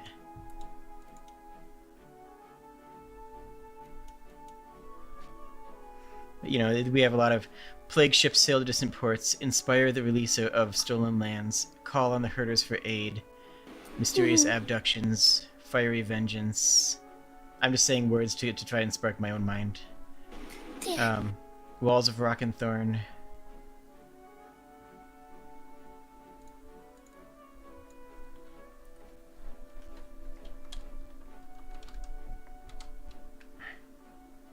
Growth drives away. You know what?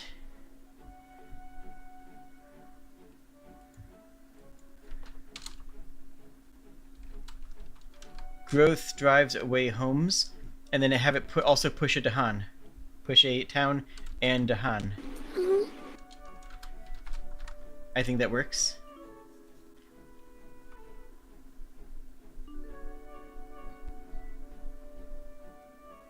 How do you feel about that? What about, growth chokes fields? I like it better, Something yeah. like that. Growth chokes fields. I like that because that doesn't require them to be leaving for it to still make sense. Yeah. An abundance of arrowroot, false promise of abundant fields, and vines. I'm gonna change break to shatter. Just make it sound a little bit better. And let's go up and name... Well, everything needs a name, right? Everything needs a name. So let's go... The first passive. Once per action, whenever a wild is added or pushed into a land with invaders, you may spend 1 energy to add 1 fear. No, you... Okay, so actually, well, let me clarify one thing. I just want to clear... Because, wait, one thing. You don't have to spend energy to get the fear. Whenever a wild is added or pushed into a land with invaders, you may add 1 fear. Yes, and you can spend 1 to get damage. And you can spend 1 to deal damage to a building, to a town or city. But this is... I just want to clarify that this is actually a very strong fear spirit. Because functionally, this is mostly a control spirit, right? Mostly, like, the damage is there, but it's mostly trying to... It's like high fear, mid offense, and then low support. And no defense, basically. Yeah, mid offense, high control, medium high fear, and high utility, and virtually no defense. because the defense comes in the form of control, and Mm-hmm. the offense is basically a utility offense in a sense. It's just, a ping until you start getting the higher things where it becomes, wilds adjacent to your holy land, holy sites count as badlands. Then it's like, oh no, I'm crushing stuff now.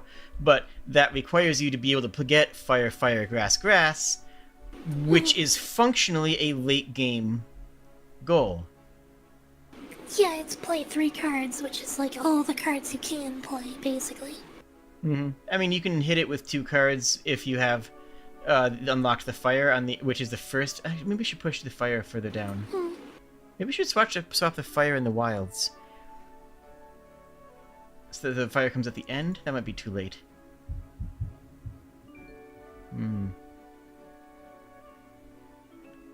Anyways. So what's the name for this one, though? For which? Oh, the passive ability. The name of the passive ability. Mm-hmm.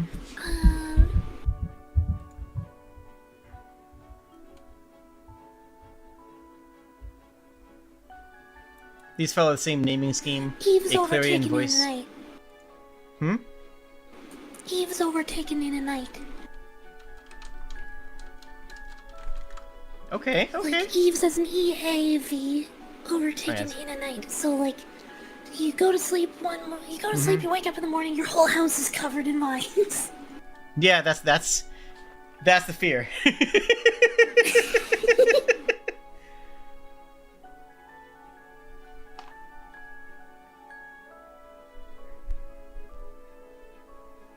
And then, your holy site cannot be, your presence cannot count as a holy site in wetlands, which I think honestly is fair and kind of fits with the direction of the spirit, Like, it's a bad thing, but I think that it's a good thematic thing, And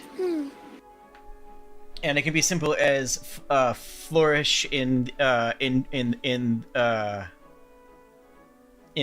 arid lands.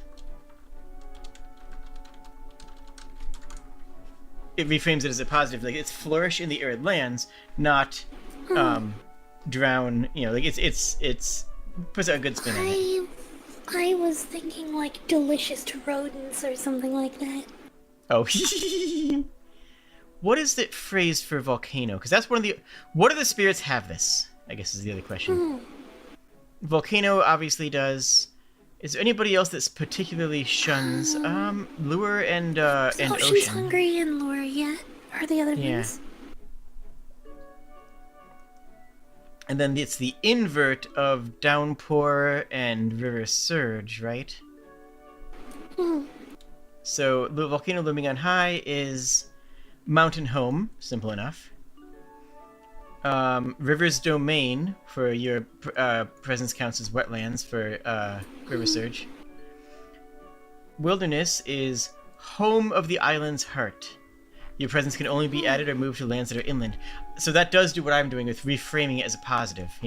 It's home in the island's heart. So I think flourish in the arid lands. I think it might be a good angle. Yeah, I agree. Yeah, ocean in play, which is a weird. Actually, I don't like the way they phrase that. Actually. Yeah, it's a little bit of a weird one. Yeah, well on the nose. Drench the landscape is the opposite. It makes your holy sites count as wetlands, but coming from the same direction. I think flourish in the arid lands makes sense to me. I agree. And then the actives need names.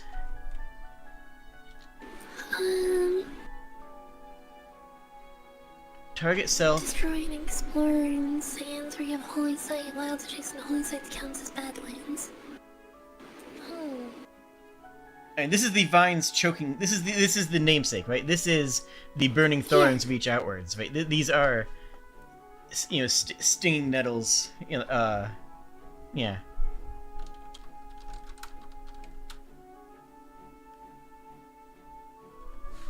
But it needs to also affect. It needs to also grace the Dahan in a way with a name as well, or we could sack the Dahan thing if that could be changed to something else. That doesn't have to. What if it's, There we go.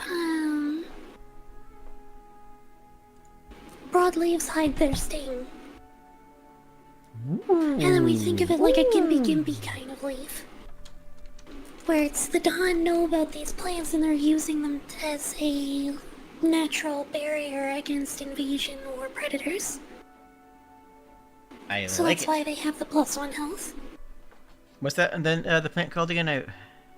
How's it Gimpy. spelled? Really? Is it spelled exactly as it sounds? GYMPIE hyphen GYMPIE. It's an Australian plant. It's got like glass-like barbs on the leaves. It's one of the most dangerous plants on Earth. It's isn't it like basically like getting a fiberglass sliver? It's nicknamed the suicide plant. Yeah.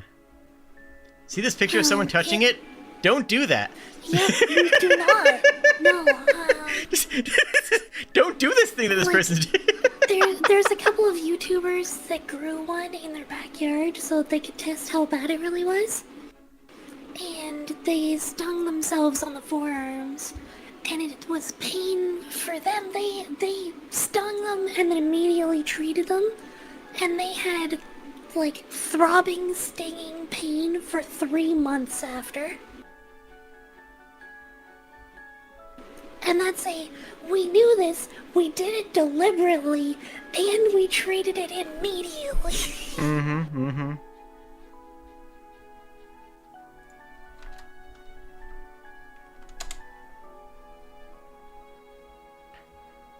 Gosh, their flowers are beautiful, though.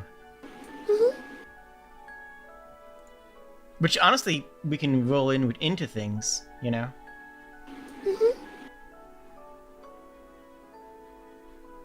Like, the imagery of the Gimpy flowers. Combined with the imagery of the kudzu.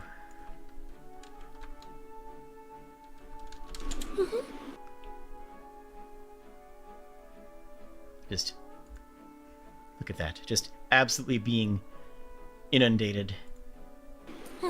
Just devoured by greenery. Yeah, and that's exactly the goal. It's oh, there's nothing left here. Which is our next thing we have to name. The wilds have claimed your home.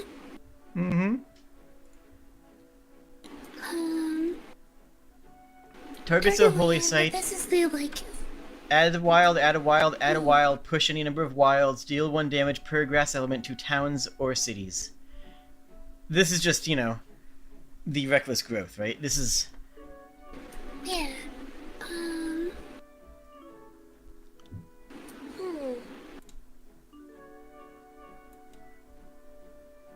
Choke the land with green is already taken by spread of rampant green. And all-enveloping green, too. And creepers tear into mortar, which is, let's be honest, kind of what we're doing here.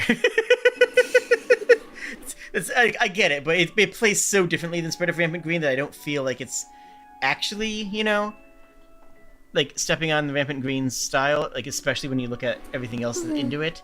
But yeah, it is creepers tear into mortar. This is what we're doing here.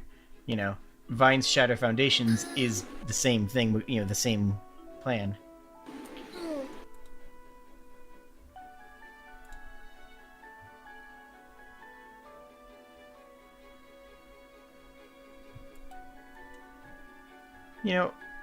Eyes watching the trees is not What terrible. about encroach upon invaders?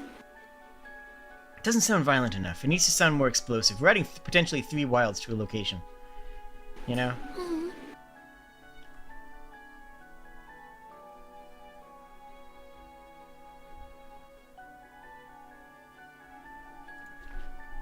could just be... What about,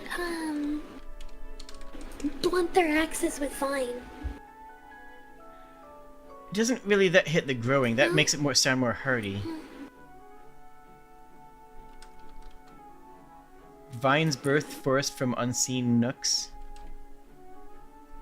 Something like Vines birth forest. Vines burst forth Honestly, that could just be it. Vines burst forth. That could just be it. Oops. Hmm.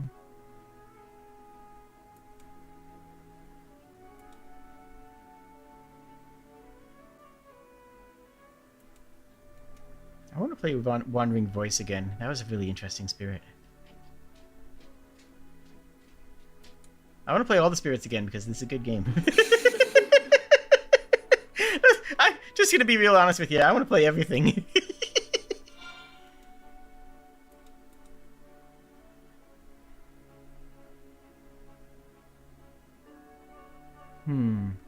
Just skimming through some of the card names for inspirations.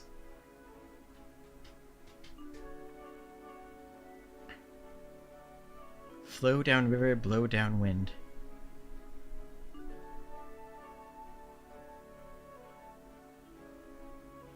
Vines reclaim island home.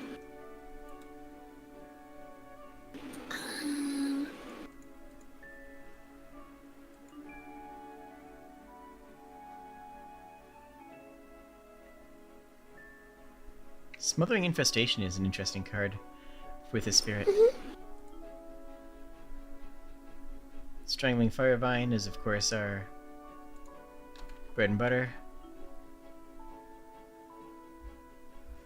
Grant Hatred, a Ravenous Form is just one of the most metal names in the entire game. Like, just... Oh, man. Grant Hatred, a Oh, jeez. Just absolutely go hog on that one. They did not hold it back.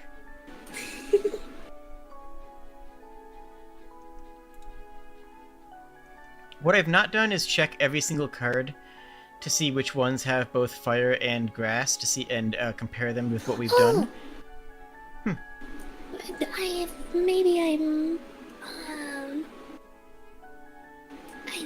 thinking of something else that's already written. Smothering Blanket of Greenery.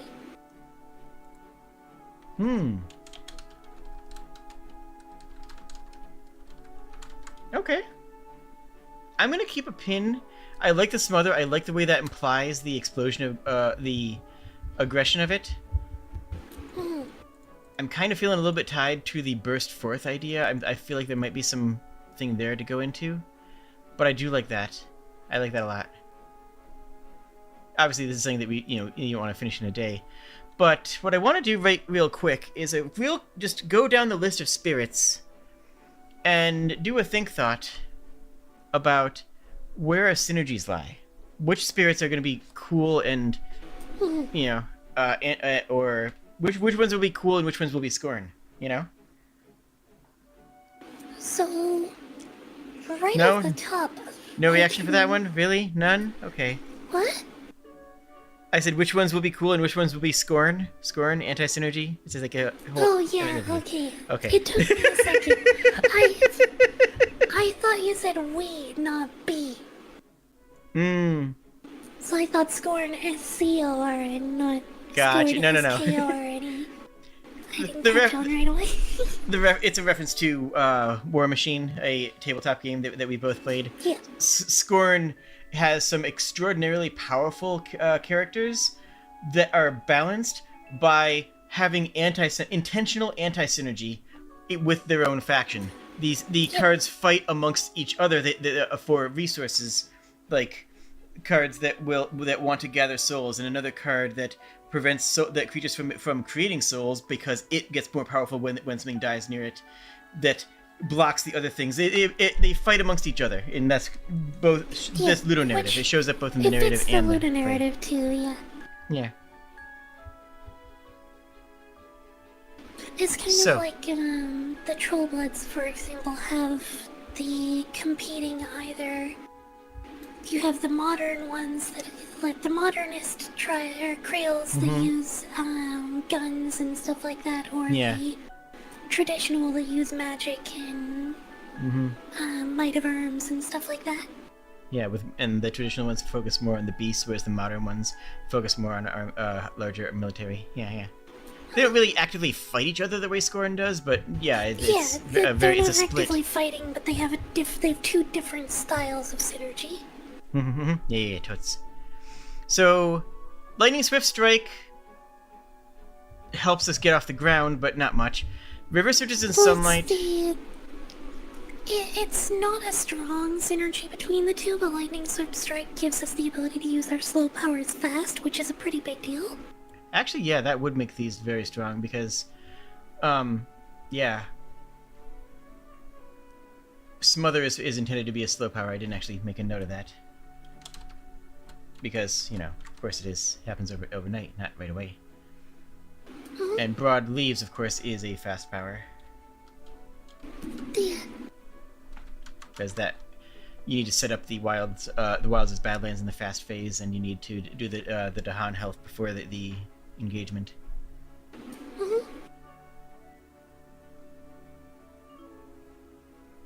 Arrowroot can be fast. Growth Chokes the Fields is slow.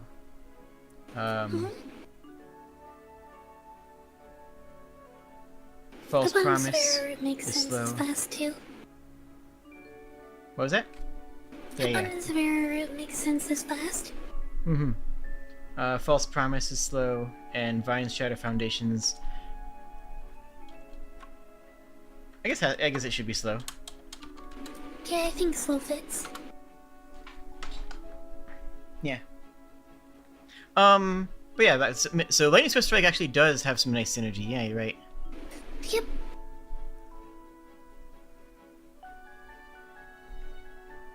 It has one particular synergy, but it's an extremely powerful. True. I think we have good synergy with Thunder Speaker. +1 health on Dahan for us is global in any lands where we have presence and wilds. So if we have presence and wilds, Dahan gain health. That Thunder Speaker can position herself in a way where that helps. Also, by having the ability to grow into a range 4 into a new desert, and then start building up wilds at that location, means that we can go into a far away land and repopulate the area with spread onto more boards. Exactly.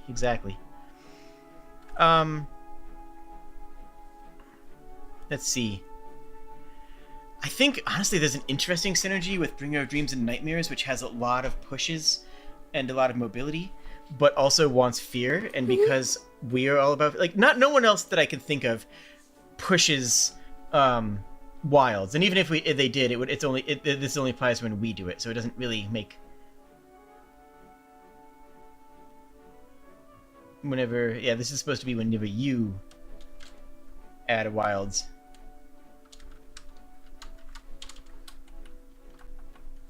Or push a wilds into a land with invaders. Or add a, yeah. So I think that because of the amount of pushing that Bringer of Dreams and Nightmares does, there actually is some interesting synergy there, just because the fear is going to explode, right? Shove them around, don't let them get a grasp, and then just be super spooky. Yep. I think... Ocean's Hungry Grasp not really gonna have any combo. Not meaningfully. I mean, there's some pushes so they can push things in the ocean, but that's just anything, anybody can do that. It's only as much as anyone else with a push card is a combo with Ocean's Hungry Grasp.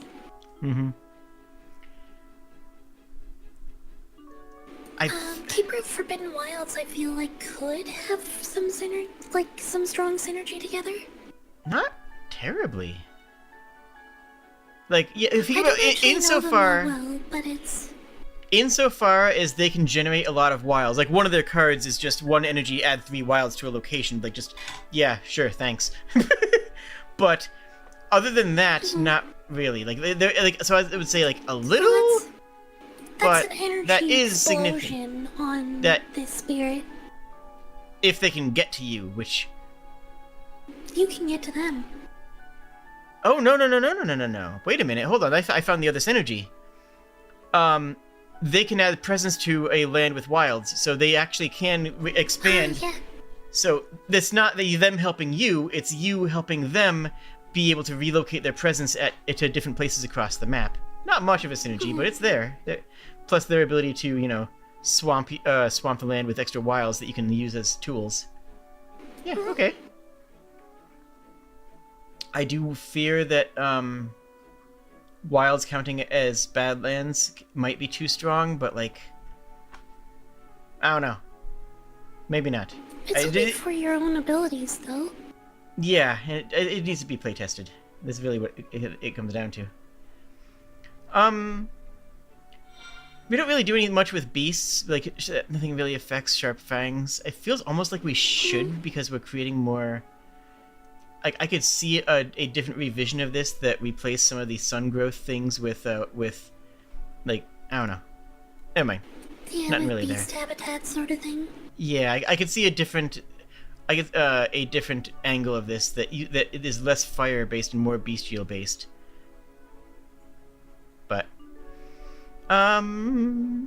Lure of the Deep Wilderness. This is the other one that we expect is gonna have a lot. Yeah, because they shatter explorers, right? Oh. They can just destroy 2 explorers per complication. Hey, guess what? We create complications. We create the wilds that will, make them break the explorers if they target in our lands. And we fear explorers because explorers, especially if they're Russian, for example, then we kind of crumple at mid-game explorer pushes, whereas deep wilds can just be okay, I'm going to eat all the explorers now. So I think there's a real good synergy there. Which is good because Lure doesn't have a lot of synergies outside of Hungry Grasp, right? Lure doesn't have a lot of strong synergies.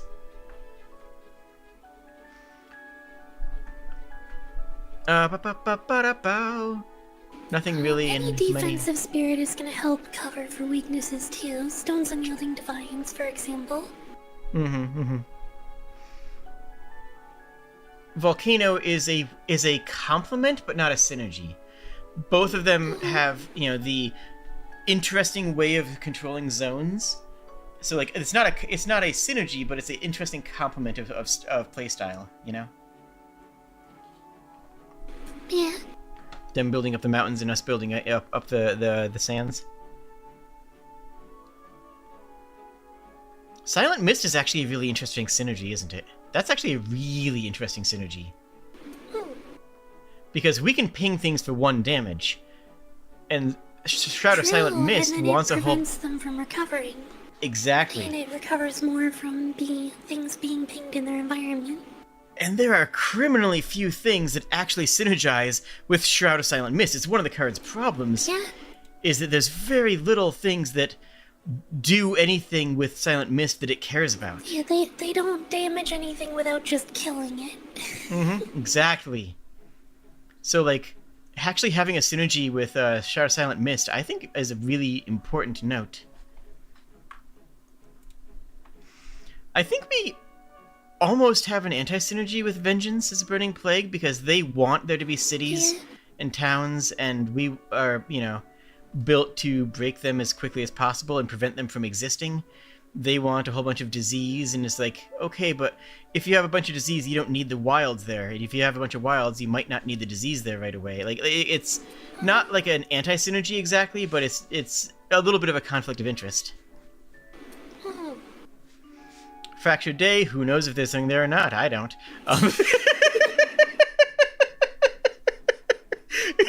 Finder of Paths is definitely going to be a strong synergy. Absolutely. With the number of pushes that makes, pusher wilds deal a damage global, right? It just means that everywhere on the board, that is just a thing that you can do, which is not broken, because Finder of Paths does the same thing with Ocean's Hungry Grasp and Thunderspeaker, right? You can move from anywhere to anywhere and, commit crimes. And I love crimes. Yep. So, I think Finder of Paths Unseen is a very powerful synergy, but not a broken one. Yeah, it's a Finder of Paths Unseen is Finder of Paths Unseen.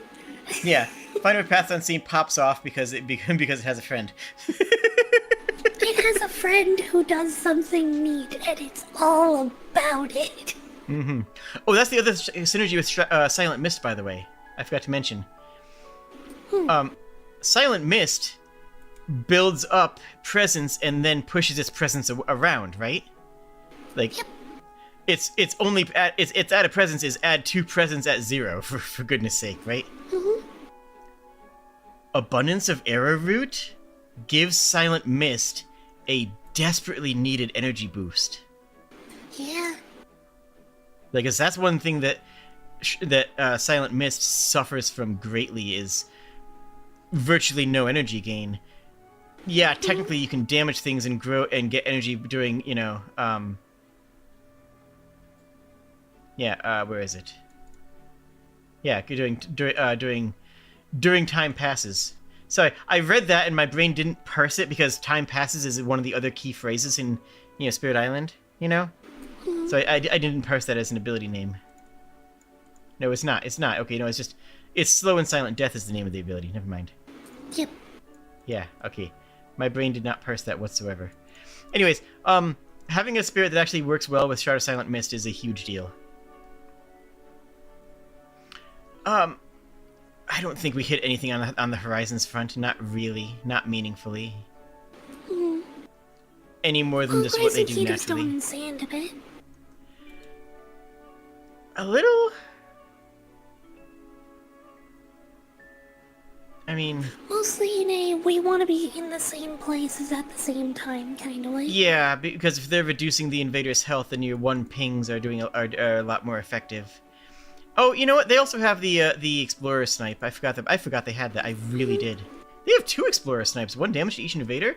That wipes out all of the Explorers. Okay. So no, we do have some play with Stone and Sand.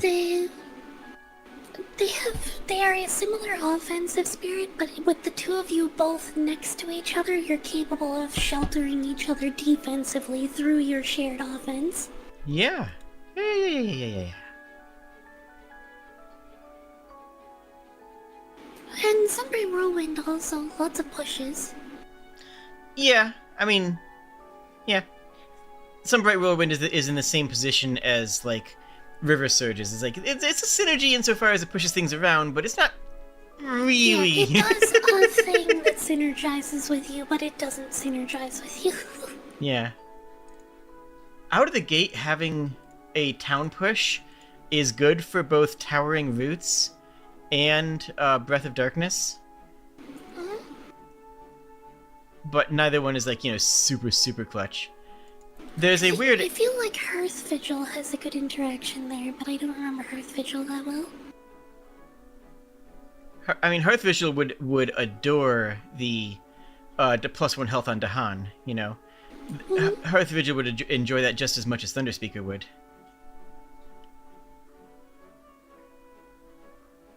But that's about it, honestly. Yeah, the Wilds also is like Actually, a good combo for no. Fortify Heart and Hearth. Dahan have +4 health each. It doesn't care about us. It doesn't. We're meaningless to it. We help Thunderspeaker, but we don't help Hearth Vigil. Like, it's already got enough of that. Interesting.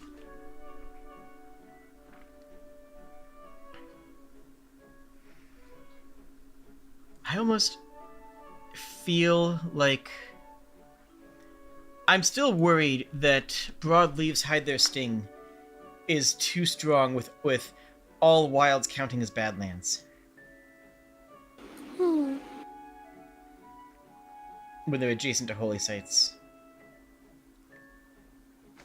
Even at fire, grass, that feels like... What if instead it was, deal 1 damage in the land of your holy site per wilds in this and adjacent lands? Ooh, that sort of meant... Okay. So sort of mirroring Strangling Felvine is what you're saying, then? Yeah. Okay, hold on. Let me parse this. Could you... I'm going to make a note here. Because Give me 1 second. Give me a second here. I want to finish my thought first. Then I want you to write out your thought word for word so I can look at them side by side.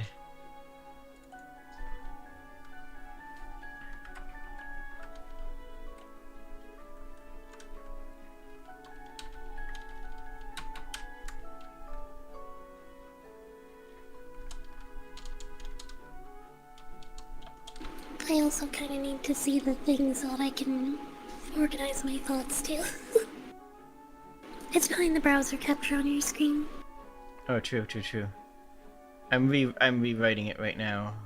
It was wilds adjacent to your holy sites count as badlands for your abilities, which feels too strong, even if it is just for your abilities, because it feels like way too thunderous. If you get that once and then push 3 wilds, you're doing 60 damage, right?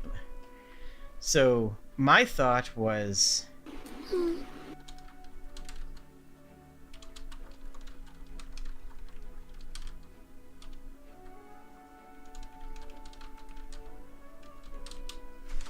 in sands where you have presence, wilds count as badlands. So it is specifically... Oh no, if you're in the savannah, you are going to burn. It's... No, the sun's hot here. You are going to melt in this desert.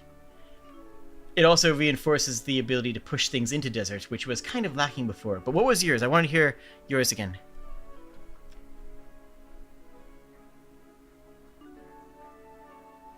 I just had to get that out of my head before I lost it. Let me get this actually properly on screen.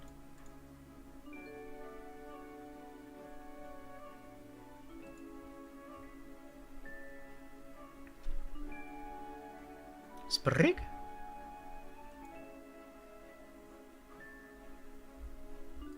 I had to, like, type it.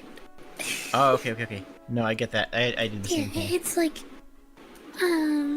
deal 1 damage per wilds at your holy sites and lands adjacent to them. Yeah.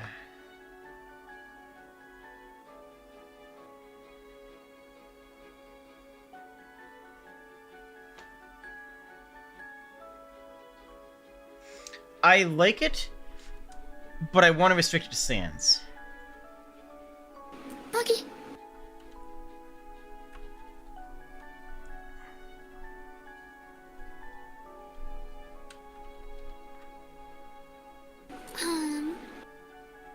And by that damage I mean like,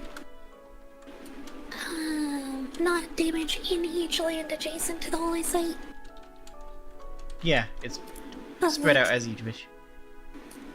Well, no, all of it is dealt on the holy site and only on the holy site, but it does damage equal to the number of wilds adjacent to that holy site and in that holy site.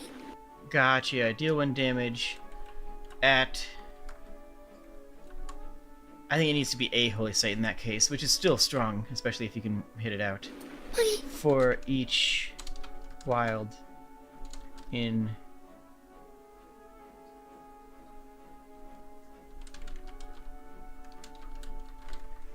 So in that case, it would be deal 1 damage at a holy site for each wilds in a land adjacent to it. A land is considered adjacent to itself. Yeah. Is that what you're... Yes. Okay. That was where I was going with it. Okay. Teamwork! I think Yeah. I think this is going to be at a...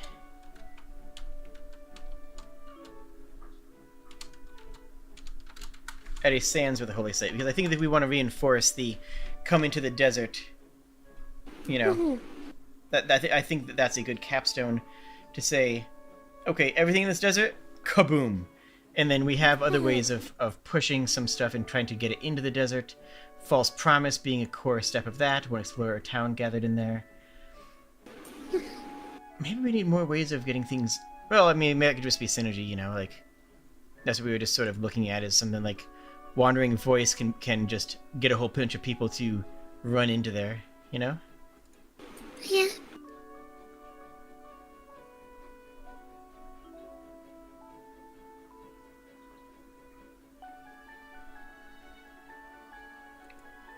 You know what? The grass water one for the for Vines Burst Forth. I think I'm just gonna say I'm just gonna slap push it to Han on that, just because.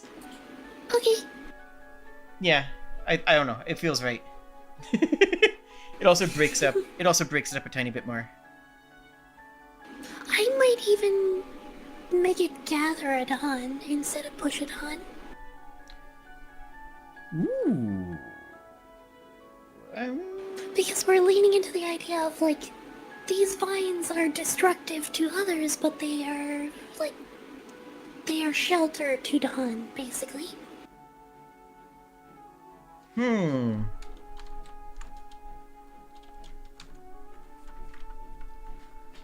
Okay.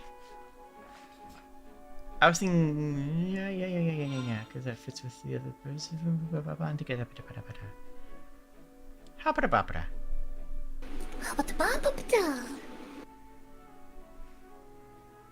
Interestingly, I'm gonna swap the grass and the fire on these track. No, grass makes sense on the track where you push a wilds, though.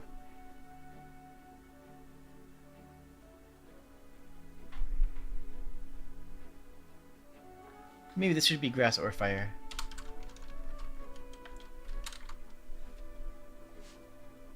Grass or fire, choose each turn, sort of like Wandering Voice. Sure. Top track can keep the fire. Because always having one fire there means that this one's basically always triggered. This one's basically easy to trigger, right? This one still takes a little bit of effort, but is doable, but these two are almost free.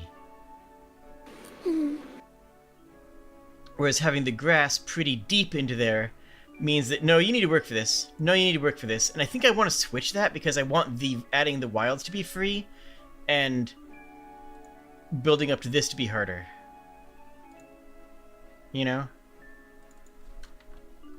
So this one adds grass and then adds wilds at capstone. This one push wilds, then this one can be grass or fire because that's a little bit later in. That's when 1, 2, 3, 4 in. Then it can be grass or fire, which the player will almost always use for fire, but that can hit a high grass density one, like the 3 grass here if they need it, or the 3 grass on vitality if they need it. I like that better. I think that looks better. Hey, next time, do you want to playtest this? Like, play a game and I'll try the spirit? Yeah! Later this something, I'm probably going to try a solo game with this. Maybe Monday, because you're not going to be available on Monday anywho's. Until evening tide. Like Monday afternoon? Yee. Yee. Maybe in the evening tide we could playtest it, and then Monday I'll do a little bit of solo stuff and just to like, put out a board, create a board, and then look at cards and say how do I deal with this? How would I deal with this? I think that's my plan right now. Makes sense. Because that's the next step for me, This only gets you so far, right?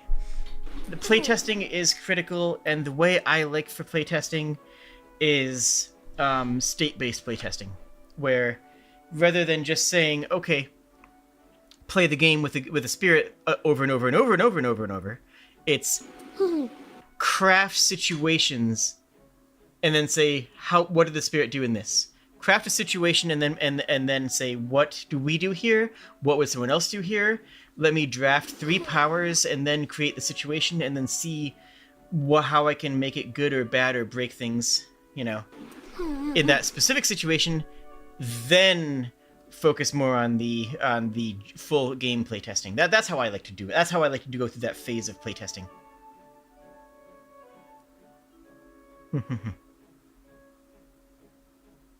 I do think here is where I'm going to scootify. Okie dokie.